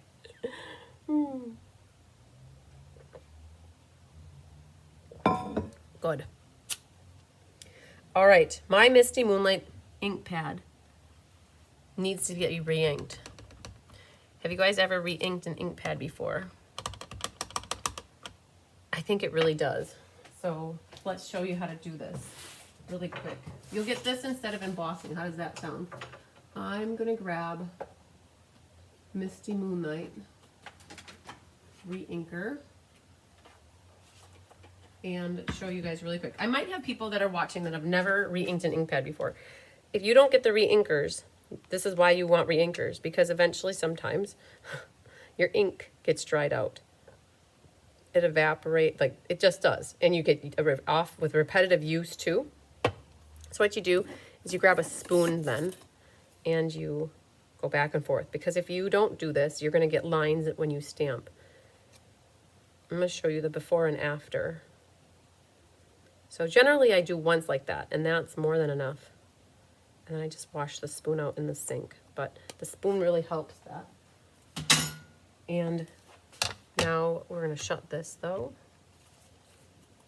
and then try again. I stay over a little bit because I know I want to cut the edge off. So that's re-inked, and that's what it looked like. Light. It's much lighter. You can see that. Hopefully you can see that. I think, and you can see that how light that is. Wow, should have re-inked it beforehand. But anyways, sometimes you don't know. You don't even know. Then you're going to take and cut this at an angle. And then we can take and glue this. So I'm not going to glue this little edge over here because I know I'm going to cut some of that off. So we're going to do that first. All the way over there. And then you can take your scissors, flip it over, use that as a guide, and trim that off. And then this can get some liquid glue. So when the new craft room is done, you guys may have heard that I'm going to have a filming station or a live station up there. And the countertop is about this high. So it's about 4 inches higher, so that I will be able to stand at it instead of sitting, which is what I'm doing now. I'm actually standing, and it actually feels really good. It's just a little bit low, but that's okay. There's what we have for that. Now back to the outside, back to the other side. We have some tear and tape way at the bottom of the pile. And we need to grab 2 for waiting in the wings and 2 for the back. Oh, I have them already. No, I don't have them already. Never mind. It felt like it because of that circle there, but they weren't. And then our wreath. I'm going to do the same concept with our wreath. I'm going to stage all the dimensionals on the back. And I'm going to pop off the ones that are at the top and leave the bottom. So I'm going to take these 2 off, set it down where it's going to go, like that. Okay, now I am going to stage things. Let's see here. We're going to grab this guy, and the gold needs to be peeking out the bottom. So we're going to stage the gold. Now, if you really wanted to, you could cut this in half and use part for one thing and part for another thing, but I am okay using it all on here. So we're staging that. And then what we're going to do, that goes here. So I don't know exactly where the ribbon's going to go. I know it's going to go right about here. But what I'm doing is staging everything. This is going to end up being glued flat on here. So what I can do is put a little bit of glue here and here to get this down, like that. Move it right there. All right, because now I know that I want the ribbon coming out right here. I could have eyeballed it and guessed and said, oh, I want it below this dark blue one. But now that I have this kind of situated, I know that. So we're going to pick these off now. And sometimes I probably potentially overthink that, but I always like to make sure the ribbon goes where I want it. So we're going to find the end here. And I want it to be coming right about here. So catch that tail. You can bring it underneath. And it's awesome because you have a grid system here, so you can see where you are here, and then you can see where you are on the other side. And bring this here. You need protein snacks for long videos to pop in your mouth. I know, right? So I'm very blessed. Annette Rollin made banana muffins for me. She has a recipe for the epicure ingredients, and she made me banana muffins. And I have one sitting over there, and I cannot wait to eat it. I will tell you the truth. I cannot wait to scarf it down. All right. So then this goes down. I could have sworn I had another one. And this needs to make sure it doesn't come apart. All right, so we've got that on here. Barbara, I'm so glad I got these cards. Love everyone except not crazy about the blue. It's just not Christmassy. Oh, I get it. I get it. It's definitely a non-traditional Christmas color. But whoever you give it to might not feel the same way. You have to remember that it's not necessarily about you liking the card. You think about who you're giving it to, and maybe somebody's favorite color is blue, and you give this to them for Christmas, they would be so delighted to have a blue Christmas card. Okay, so think about that. Maybe you don't like it, but maybe you have a friend who loves blue. Give it to them. All right, now I'm going to pick these off, and then they're ready to go. Now we still have a little bit more Goldilocks happening here. So we're going to cut about 10 more inches, and we're going to cut that in half. And that is actually going to get staged underneath here. Now, it makes it look like we tied it around and just that, but I like the easy button. So I do like a faux bow on here. So I'm just going to wrap this around here and make it look like it's what wrapped it all around, but we all know that that's not how we did it. So now you can trim these tails and these tails. So that's done. We have the ornament that's left here, which I popped up, but it could also be flat if you want it. We're gonna grab this one and one more. Okay, I think we might be done with you. I'll put you on here. Definitely went through the dimensionals and the tear and tape today, everybody. Just helped my sister ink a white black pad today. Oh, very good, Debbie. I think she's going to love it. She's going to love it. And you do see that white over there, so this fits right in here. Find the right spot for it. And then, this one's so cool because we put the gold ornaments, or the gold, they look like little ornaments, the little gold balls, are on our tree, our wreath. And I have two mediums here. So we're going to put one here, and we'll put one over there. And then we're going to put a gold and a little one. And I'm trying to make it so they don't look all in the same spot. So this guy could move that way. We'll put another one here and put one there. And move you. Oh man. Okay, so I tried to move it. And it stayed. So we're going to put you up here. So this is where your pick tool comes in handy. There it is. Okay, and so we're going to grab you, move you right about there, and move you there. Okay, so 1, 2, 3, 4, 5, 6. I know it's 6, but you can make it an odd number if you want. Okay, Barbara Tyler, Christine, I love these cards. Stampin' Up! Should make more DSP with these cutouts. Makes making cards quick and easy. Well, I will let you in on a little secret. I have seen the new mini catalog, and the new mini catalog has 2 DSP packs where they have the die cuts like this. Now, how it comes is there's normally 12 sheets of designer paper in a pack. What they did for this is they gave us 10 sheets of designer paper. Oh, I wonder if I have it. Should we look at it, you guys? I have it here.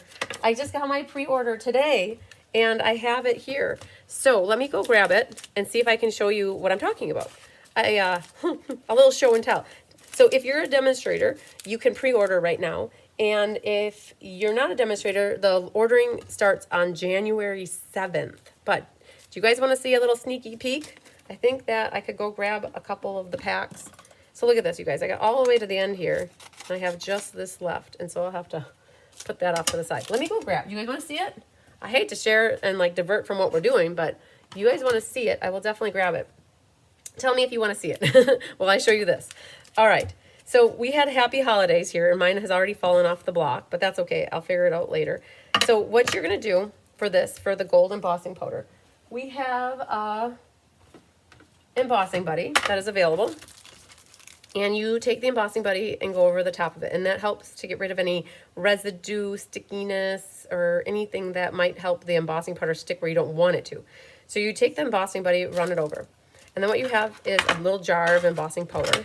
And you pour it over the top. And then this comes with a little tweezers that you hold it.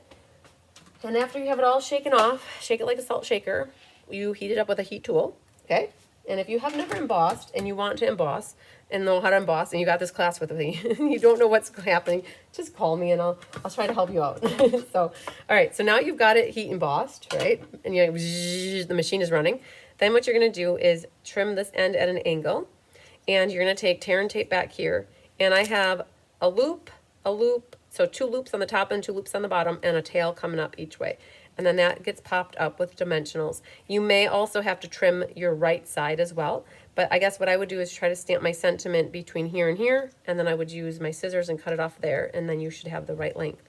So that's that in a nutshell on how to do that. So hopefully, if anybody, again, hasn't ever embossed and you got this class from me and you need help figuring that out, just let me know.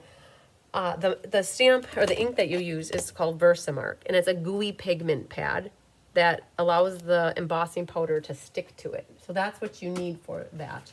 Okay, I'm hearing lots of yeses. Okay, so let me go grab my box and I will share with you what I got, and we'll open up some of those papers. So just give me 30 seconds.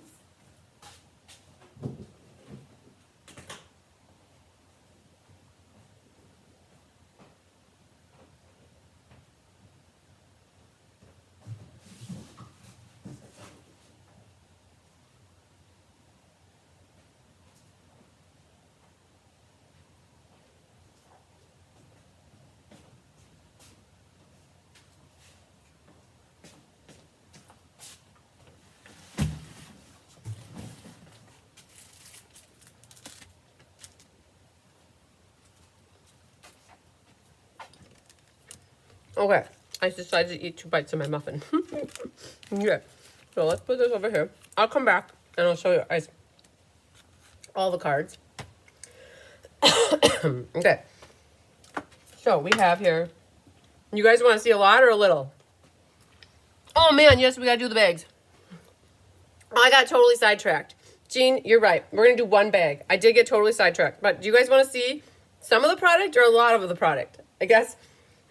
I don't want to tease you because you can't buy it now unless you're a demonstrator. So just know that this would be adding stuff to your wish list. But yes, Jean, I'll come back and we're going to make 1 bag so that you guys can see how to do it. And I'll show you how to do 1, and then you guys will be able to do the rest. All right, so let's see here. So I'm not a fan of the gem. Like, I like to open this like that, and then I can slip my guys in there like that. Perfect. Okay. A lot. You guys want to see a lot. Okay. So just know that this is a diversion from class. You know what I'm going to do? Especially if people, okay, we're going to make the bag and then we'll show product. How about that? I will leave that here so I don't forget, and you guys won't let me forget.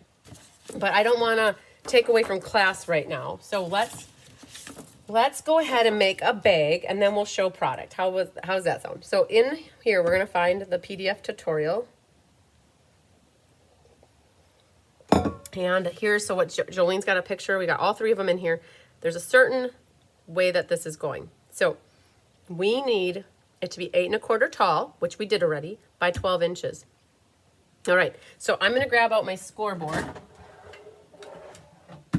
And we're going to use the scoreboard because I absolutely love using the scoreboard for scoring. So this comes out and we go like this. So this is what we're doing now. We're making the bag that looks like this. Right, so all three of them are the same measurements though. So we're going to do this. So I want the red stripe to be what folds down this way. So I need to pull my handy dandy little stylus here. All right, I'm not saying that you have to, but I didn't know if you remember. I forgot, Jean. I'm still standing, you guys. I'm not sitting anymore. the cat still took over. It feels good to stand. But no, Jean, I completely forgot. I really did forget. You guys, I would have gone through and I would never have made the bags. And so I do appreciate that, Jean. I was distracted with new product. I mean, that's what happens. We get distracted with new and shiny, right? All right. On the 12-inch side, score at 4.5, 5 3/4, 4.5, 5 3/4, and 10 1/4. Okay, so again, if you guys didn't catch that, you have the tutorial that you can refer back to. So 4.5, 5 3/4, 10 1/4, and 11.5. One more, and 11.5. Almost forgot that one. Okay, and 11.5. Rotate clockwise, so you are now on the 8 1/4-inch side, still side A, and score at 1 1/4. All right, so okay, I want to make sure that this is my bag going this way. So we score at 1 1/4, right? So 1 1/4. And then the other thing we need to do is we need to score from at 1 inch. So what Jolene told us to do is flip it over and do 1 inch. Now, I know that this paper is 8 1/4.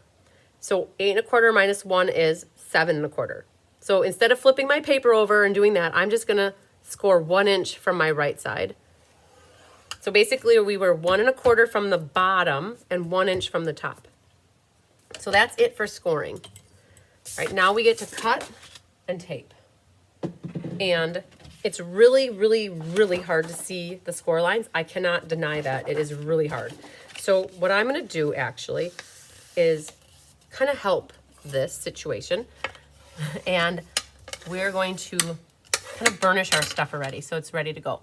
I'm not saying like so many squirrels, so little time, right? Ha ha ha, we love all the peaks of new things. Perfect. Okay, again, I wanted my ornaments to be correct, right? So you have a 1 inch flap at the top. And then on this side, it's actually going to go this way. We're going to just go like this, because this actually goes in. Now, the other thing I'm going to do, we have a 1/2 inch score line on this side. What this needs to go is this way. So we're going to already fold it before we do any cutting, because otherwise it's really, really hard to see it. Really, really, really, really, really, really zig-zag. Okay, so there's another score line. You can feel it with your fingertips. That's what I was doing there. So now we have another one. And as I'm folding this, we want to make sure we're flush at the top and the bottom, that we're folding it straight and not crooked. Okay, so there's that one. Now feel with your fingers, not your eyes. And then there's another one here. And you want to catch right there. And when you fold it, make sure you're straight, like that. And then I believe there's one more, una más, right here. You can feel it right there. There's some Humpty Humps. And again, that side lined up, like that. Okay. That's all of them. Okay, so what happens is this is ultimately going together like this, right? But we need to do some cutting. All right, so now we can kind of get a feel for what needs to get cut. And for those that have the tutorial, Jolene has a template here for you, right? She's got a template and she tells you where to cut things. So let's open this back up. We're going to cut off a tab here up to the score line. And then this one, you cut below at an angle of that score line and above the score line. So you're notching out a little guy here. And then over here at the bottom, you're going to go like this. And then this actually gets cut off. And I always do mitering of my corners. So that little guy gets cut out. Then now you know where that score line is. So this one, you actually want to cut this straight up. And then this at an angle. So what you're doing is making a little tab here. Get that guy out of there. So you're making a tab. So this panel is straight, and then you have a mitered edge here. So this side is straight, right? And then on the left side of the score line is straight, but now we want a mitered edge on this little guy, right? So grab from an angle, go up to there, and go like that. So, oh, I want it bigger actually. It's a little bit more. All right, so again, for those that have the tutorial, you have a picture here. So I know I went maybe a little bit fast, but you guys should be able to be successful because you have a picture you can look at. But again, this is what we've got. We rounded our, like, didn't we round it? We mitered our edges here and this one, cut this out. We angled these, mitered them. The panels here, those are straight down. And then again, this is straight down. Okay, so it's really hard to see it. The pattern is crazy that you probably really can't even see that very easily. But again, there's that guy like needs to look like that. That guy looks like that. That looks like that. And then that is also mitered. Okay, perfect. So now we need to tape it together. Get it put together. You make sure your flap here is down. And what we're going to do is we're going to put tear and tape along here. And that glues. And then what we're going to do is put the tab underneath here, right? Okay, so that's what we're doing. So grab that tear and tape. Oh, perfect. Barbara said she knows who she'll give it to. That's perfect. So rip yourself a piece of tear and tape. You're going to actually do 2 of these. The first one is going to go close to the score line. Oh man, that was that was like the right length. And then we're going to pick it off. And the next one's going to go next to the inside edge. Let's go like this. Like that. All right. So here's a little trick. You can try to do this like in the air, and you will probably not be happy because it's going to go crooked on you. A little secret on this is if you have this, let's bend this guy back. If you put this flat like this, and if everything is straight, like if you cut your stuff straight, this should be very smooth and like seamless for you. If you score it properly. So I'm putting this completely flat. All I should have to do is fold this over and have it land right on top of that seam. I trusted that it was right. I did not hesitate. I just was like, it's gonna work. All right, so now this little tab right here, you could use tear and tape, you could use liquid glue, you can use whatever you want. We're just gonna put a little bit of glue there, and that needs to go underneath, right like that. All right, just like that. Now, this little guy here, he also needs a little bit of glue so that you can't see underneath. You want that to be hidden. Now, before I do that, I do see that there is a slight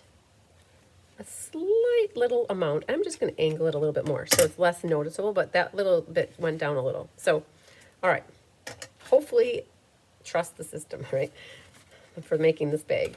Okay, so you've got that glued together now. So now you should be able to go like this. You should be able to go like this.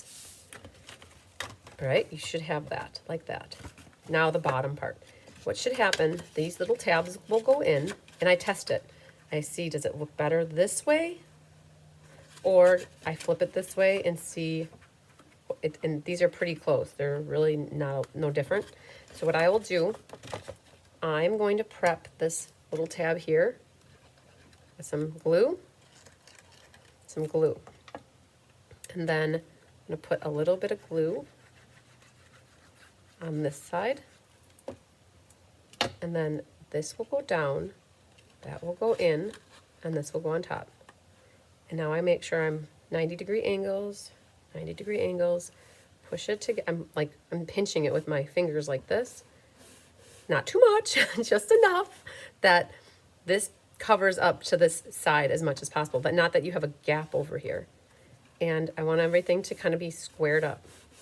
Then these little tabs down here, you need to take your bone folder and just push down so that the glue seals up really nice. Like that. Okay. Oh, wunderbar. So that's how to make the bag. But that's not all.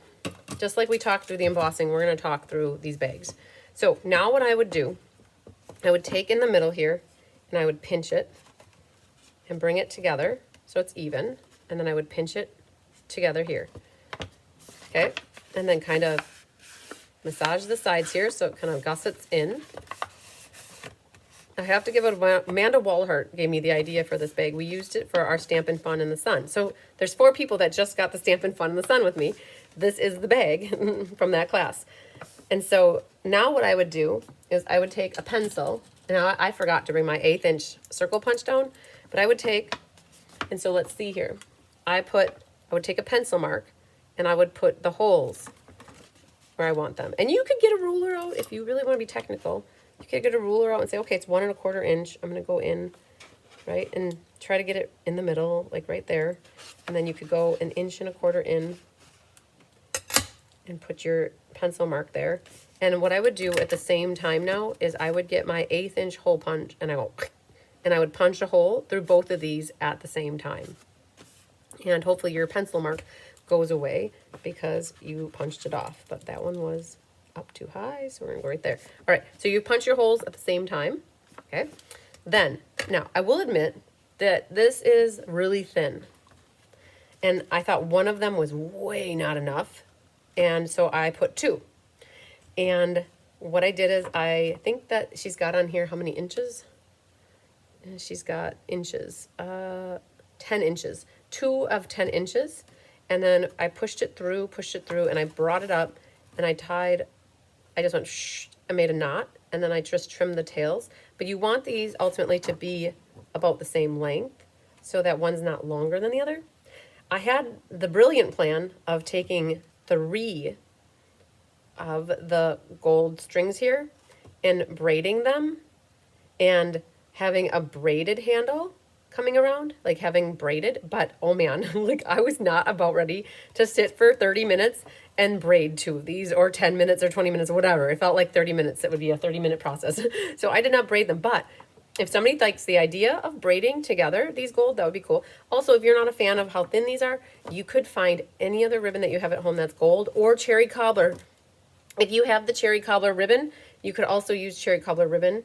Now, the only thing that I'm not quite so fond of is the knot here, but somebody mentioned Scotch tape the other day, and now that I'm looking at my Scotch tape, I could actually take this, and get out of my way. Let's take this, and you can tape it down, and then you won't see that tape because it's frosty. And what we're going to do is take the other piece, and I'm centering them. And it's okay if you don't center them, but as long as you got them about the same length. And we're going to go like this and cover up that knot. It's like, it makes it so the knot isn't so bumpy. So if somebody's going in there with their hands, they don't get caught with the bump. And now they're not going to be all flippy floppy all over the place either. They're going to stay out. And then the thing is though too, before you put your handle on one of these, you have your 3 tags left that I set off to the side here. We did the tag with this bag on this one, and then the tag that we did with the blue 42 bag was the mistletoe, because that matched that really nice. And then there was more. There's the 3rd bag, because you have 3 pieces of paper. That bag had the trees, and that used that tag. So let me just show you. We have this one and this one, and oh man, there's another bag floating around somewhere. Am I blind? 1, 2, I need another tree. Oh, it's right here. Duh, it's backwards. Ha ha. It's getting to be a long live, you guys. All right, so don't forget to put your tags. So the other thing I had to do though is I had to punch a hole through the 3 tags so that they would go through the string. Okay, so lots of ideas. The class made 14 cards, And so if you were going to be, so the main thing was if you guys want to make this as a gift, you could put 4 cards in each bag very nicely. So that with the envelopes, you'd put your 4 cards. They fit in here perfectly with envelopes. So this would be the most amazing gift to give to somebody because you can now write to and from on here. And you could potentially fit 5 cards, but by the time you put 4 envelopes in here, it gets bigger, like Tigger. And you could, if you wanted, or you could do like 4, 4, and 4 is 12, and then you'd keep the 2 favorite cards for yourself to send to whoever you want to. All right. So this was the whole premise behind this class. Is this is a great class to make gifts for people on your Christmas list that would appreciate handmade greeting cards. And this is the perfect size bag for it. All right. So do you have any questions about making the bags? I know I didn't go through the whole process of it. Hi, buddy. Oh, stretch, big stretch. Oh, you guys, he's so adorable. Okay, so I'm going to start showing you some of the new product. Well, actually, we'll do the door prize drawing, and then I'll start showing you guys new product. But you guys have 2 more sheets here.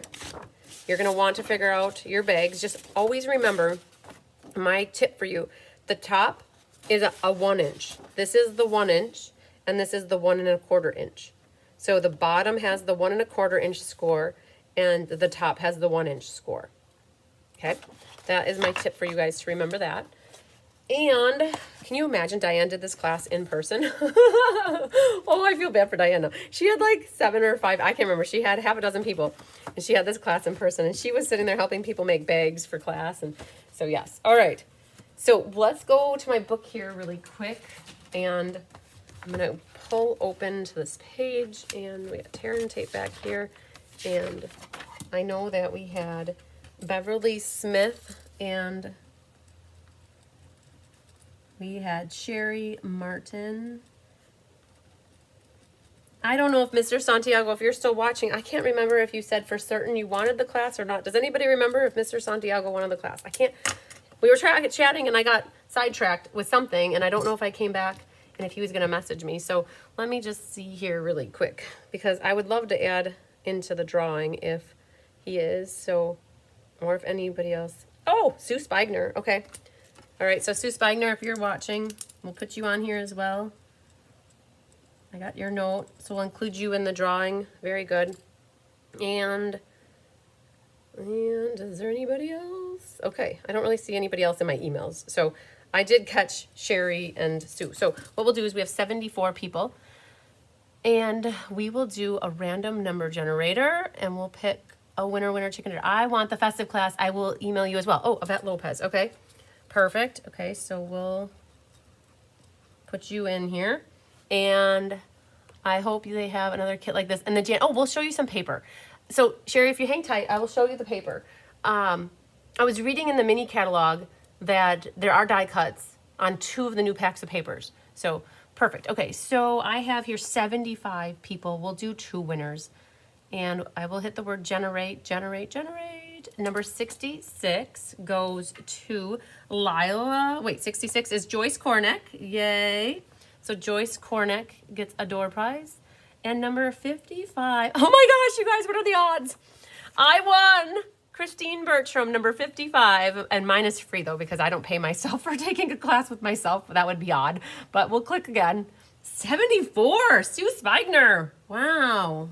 All right, very good. Let's do one more just for good measure. 61, Bobby Rubish. Okay, very good. So we got Bobby, Joyce, and Sue Spigner, and that's good. So we got that kind of buttoned up. And then the other thing too here, we did a Stampa stack in, I think it was March, and we did the trusty tools and we made, I believe, 12 cards, 13 cards maybe. And we're gonna do half tonight and we'll give away the other half on Monday night. And this, I have no kits left, so please don't ask me for kits. I don't have any left, but there is a PDF tutorial. So if you love these cards, this is half of them. You could, if you have the tools paper, you could always make these cards yourself and get my PDF tutorial. So we have this one. So this class was out there. I can't remember the date of it, but it was sometime in March. Yes, congratulations to everybody. I have the other 2 classes you want as well. Perfect. Okay. So winner, chicken dinner, drum roll. Brrr. This goes to, oh man, Kiwi G. I don't know who you are, Kiwi G, but I don't think there's anybody else except for Kiwi G. Like, that's not a duplicating of names at all. So if you guys know Kiwi G, that's probably her YouTube name. So, all right. This one goes to Veronica Montoya. This one goes to Faye Godby. Yay, Faye. This one goes to Donna Winter. And I love this one with that tool like that. So pretty. This one goes to Mary Schreiber. Yay, Mary. And I like this one. So they were all good. This one goes to Hope Toy. Yay, Hope. I love it. Okay, so Hope, Mary Schreiber, Faye Godby, Veronica Montoya, and Donna Winter. I have all 5 of your addresses. I know where you live, but not really. But I know I could get there if I needed to. All right. This one goes to Kiwi G. So you guys help me out with Kiwi G. If you know who she is on YouTube, we got to get this card to her. But yay, congratulations to all those lucky winners. Okay. He's still here. He's still there. He's like, Mom, stop showing me off. Okay, so I'm going to start pulling out some things. Okay, so if you guys, I'm going to take maybe 10 minutes and we'll go through. So there's some Sunny Day iridescent pearl. I think they're iridescent dots. We've got some antique pearls. Purple adhesive backed sequins. So all my Purplicious fans, here you go. And then we've got, these guys are party dots. So those are some new gems. And let me just see if there's anything else. Here's a new, okay, so if you guys love the silver mesh that they had, they have one here that's, it looks kind of dark because of the lighting that's coming in, but it's gold. It's very pretty, so gold mesh. So that'll be nice for some gold cards. There's a little jar here of itty bitty bokeh dots. They're little sequins that are, they're not even sequins, they're flat backed, but they are really pretty to put on a card. I'm going to not spill them all over the place, but I'm going to successfully show these to you so you can see how bedazzly they are. Look at that. Okay, so those are amazing. And then here's a ribbon that is petal pink, and it is, there's not necessarily a name for, what does it say here? Scalloped ribbon. So there's scallops on the edges. And then there's some satin ribbon in the color of Daffodil Delight, really thin, like 1/8 inch. So that's cool, right? There's that. And then there is a purple ribbon. There's a purple ribbon. This is a sale-a-bration item. So for those of you who spend $60 or more starting January 7th, or if you're a demo on pre-order now, this is the new ribbon, and it matches this very nicely. You guys, can you see some purple shaker cards? Can you see, well, they could be shaker. Did you see some purple cards in your future with me? I think so. Okay, then there's a new stamp set called Hugs for Love with You in Mind. A Starstruck embossing folder. I think that might be a sale-a-bration item, free with a $60 order. The birthday celebrations, these are all dies. I'm not going to open up this, but there's a bunch of new dies that go with stamp sets. All right, there's a toadstool set. So terrific toadstools. There's a punch that goes with that. Storybook Friends for some Easter springtime cards. And then, wait, there's more. And let's see here. Here's the Storybook Guttern. So there's a suite called Storybook Moments, and it's going to be our featured suite class in April. And these are part of the mega suite called Storybook Moments. And so the class will feature both of the stamps from these sets. So that's for the suite class. So again, this is if you order either one of these bundles from me for your RSVP for class. It will help you get the class for free and the promotion. Heart Shaped is a new sale-a-bration item. It has dies that go with it. So that's a sale-a-bration item. Here's a new embossing folder that's part of the Ocean of Friends. It's a waves, soft waves embossing folder. Love the pastels for Easter. Yes, yes, I do too. Linked Together. That is a mask set, and there's a stamp set that goes with it, and there are dies that go with it. So the dies I must have had in that pile. There's a new stamp set called Bright Borders, and there's a matching punch that goes with it. The bokeh is the butterflies. So this is a hybrid again. So they like the hybrids. Here's some ephemera pack stuff in white and black, and it's all full of words, so choose your words. This is the embossing, so there's a dies, embossing folder, and then a stamp set that goes with it. Here's Birthday Celebration, which has a die set that goes with it. There is a new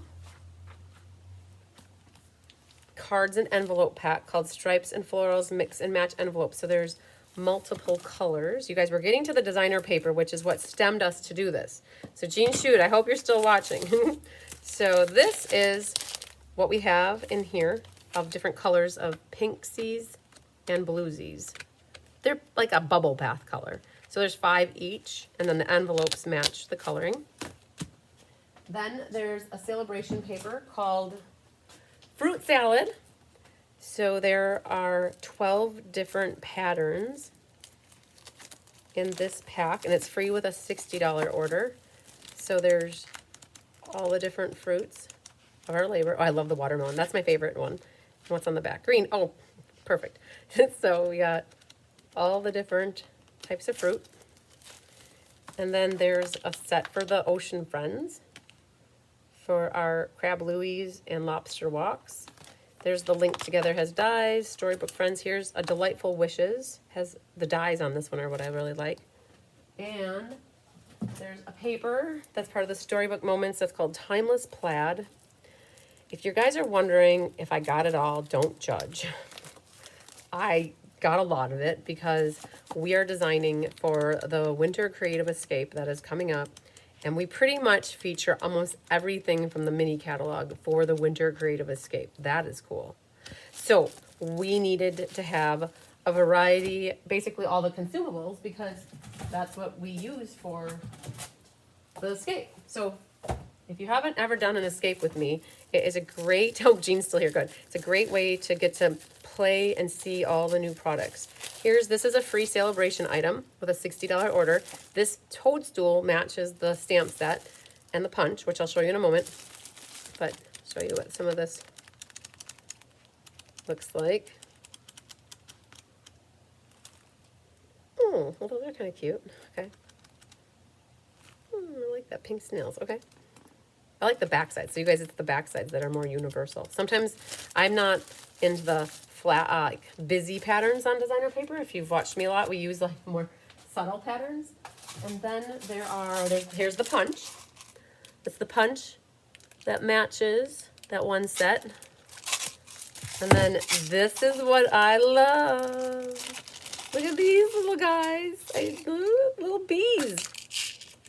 They're teeny tiny little bees that go on your cards. So they're about a third of the size of the last bees that they had. And these will look great in flowers. They are teeny tiny, so I can't deny that. They are wee little ones.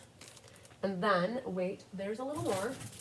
Here's the toadstool punch. So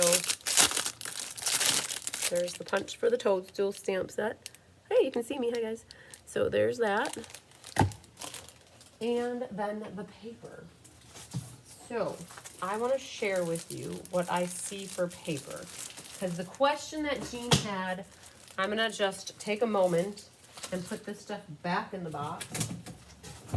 And I'll share with you some more designer paper. But I'm going to get these guys without dropping everything on the floor. We're going to grab these guys and move them out of here. So what's happening is there is a new mini catalog, and it's launching in January.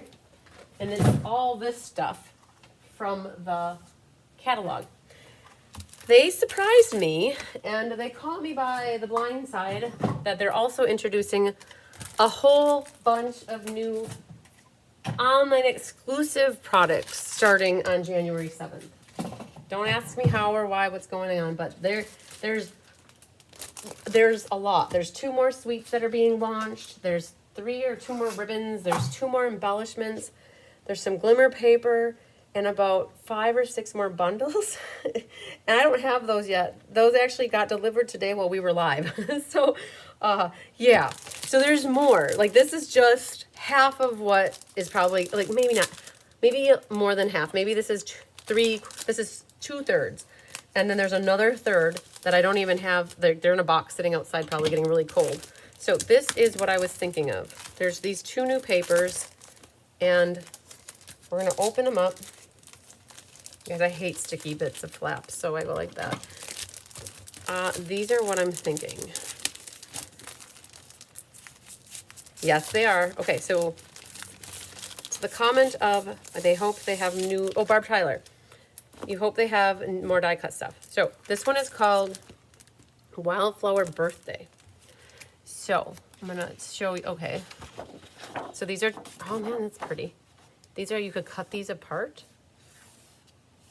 and make tags. So that's kind of pretty. And then you've got stripies with cakes.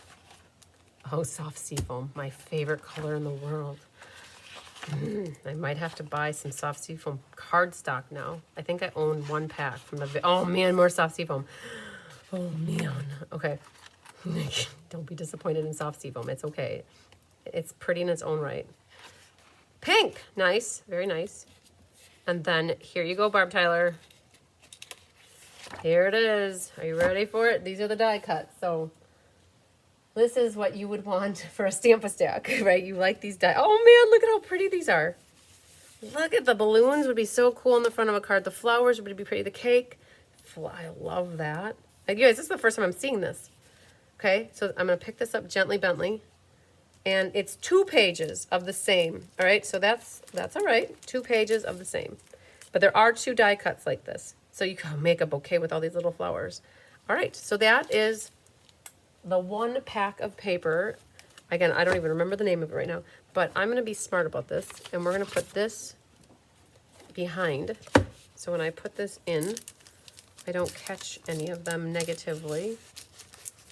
Okay, so there's that back in its home. Then this one, let's see, I think this one also has the same concept with some die cuts. Now this one's called Storybook Moments. Look at this, you guys. Squirrel with a little scarf around his neck. It's adorable. Like, these, what you could do is cut these out and put those on the fronts of your cards. I could see that. I could see both of these becoming Stampa stacks, actually. All right, so we got greenie, some bunnies, strawberries. This is some gardening wares. Are you going to float alone for us? Broke for sure in January. Oh, I know the feeling here. Okay, whatever. What's on the back side of this? Oh, vegetables. Okay. All right. And then little critters dressed up eating strawberries. All right, blue. And then here are our die cuts. So there are 2 pages of these guys. Interesting. Oh man, that's scary looking. Wow. I'm sorry, that thing looks scary. Oh man, but they look like they could be scary together. Okay. Sorry, if you like them, no offense, right? We all like what we like. He's cute. He's kind of cute. Oh man, okay. He's adorable. Okay, she's knitting, so she's adorable. Okay, there's a squirrel singing from or swinging from a tree. So, okay, this is different. This is, I'm just, you guys are getting my initial reaction. I'm taking it in, just like you are. Okay, feedback, please. Oh, I love the sweet too. It's cute. Are you going to photo? Yeah, so Anne, it's cute. So, like some of those little animals that were not my cup of tea. All right, but we're still doing a class on this, and we're gonna make the most adorable cards. I know we are. So, honey, what's up? Oh, you guys, look at, I got buddies with me now. There's another one that joined the party. So, all right, I have a few more things of paper that I can share with you. So we have this one, that one, that one, that, and that. All right, so if inquiring minds still want to know, Butler Monkery is creepy. Yes. Yeah, the birthday one is much better. Okay, so here, this is called Floral Delight. Oh, wait a minute, like this. Okay, so, oh, that's pretty. Oh, yeah, I like it. Like it, like it. I love it. I want some more of it. I tried so hard. I can't rise above it. Oh, it's all pretty. Okay, that one's a good one. So that goes with the yellow ribbon.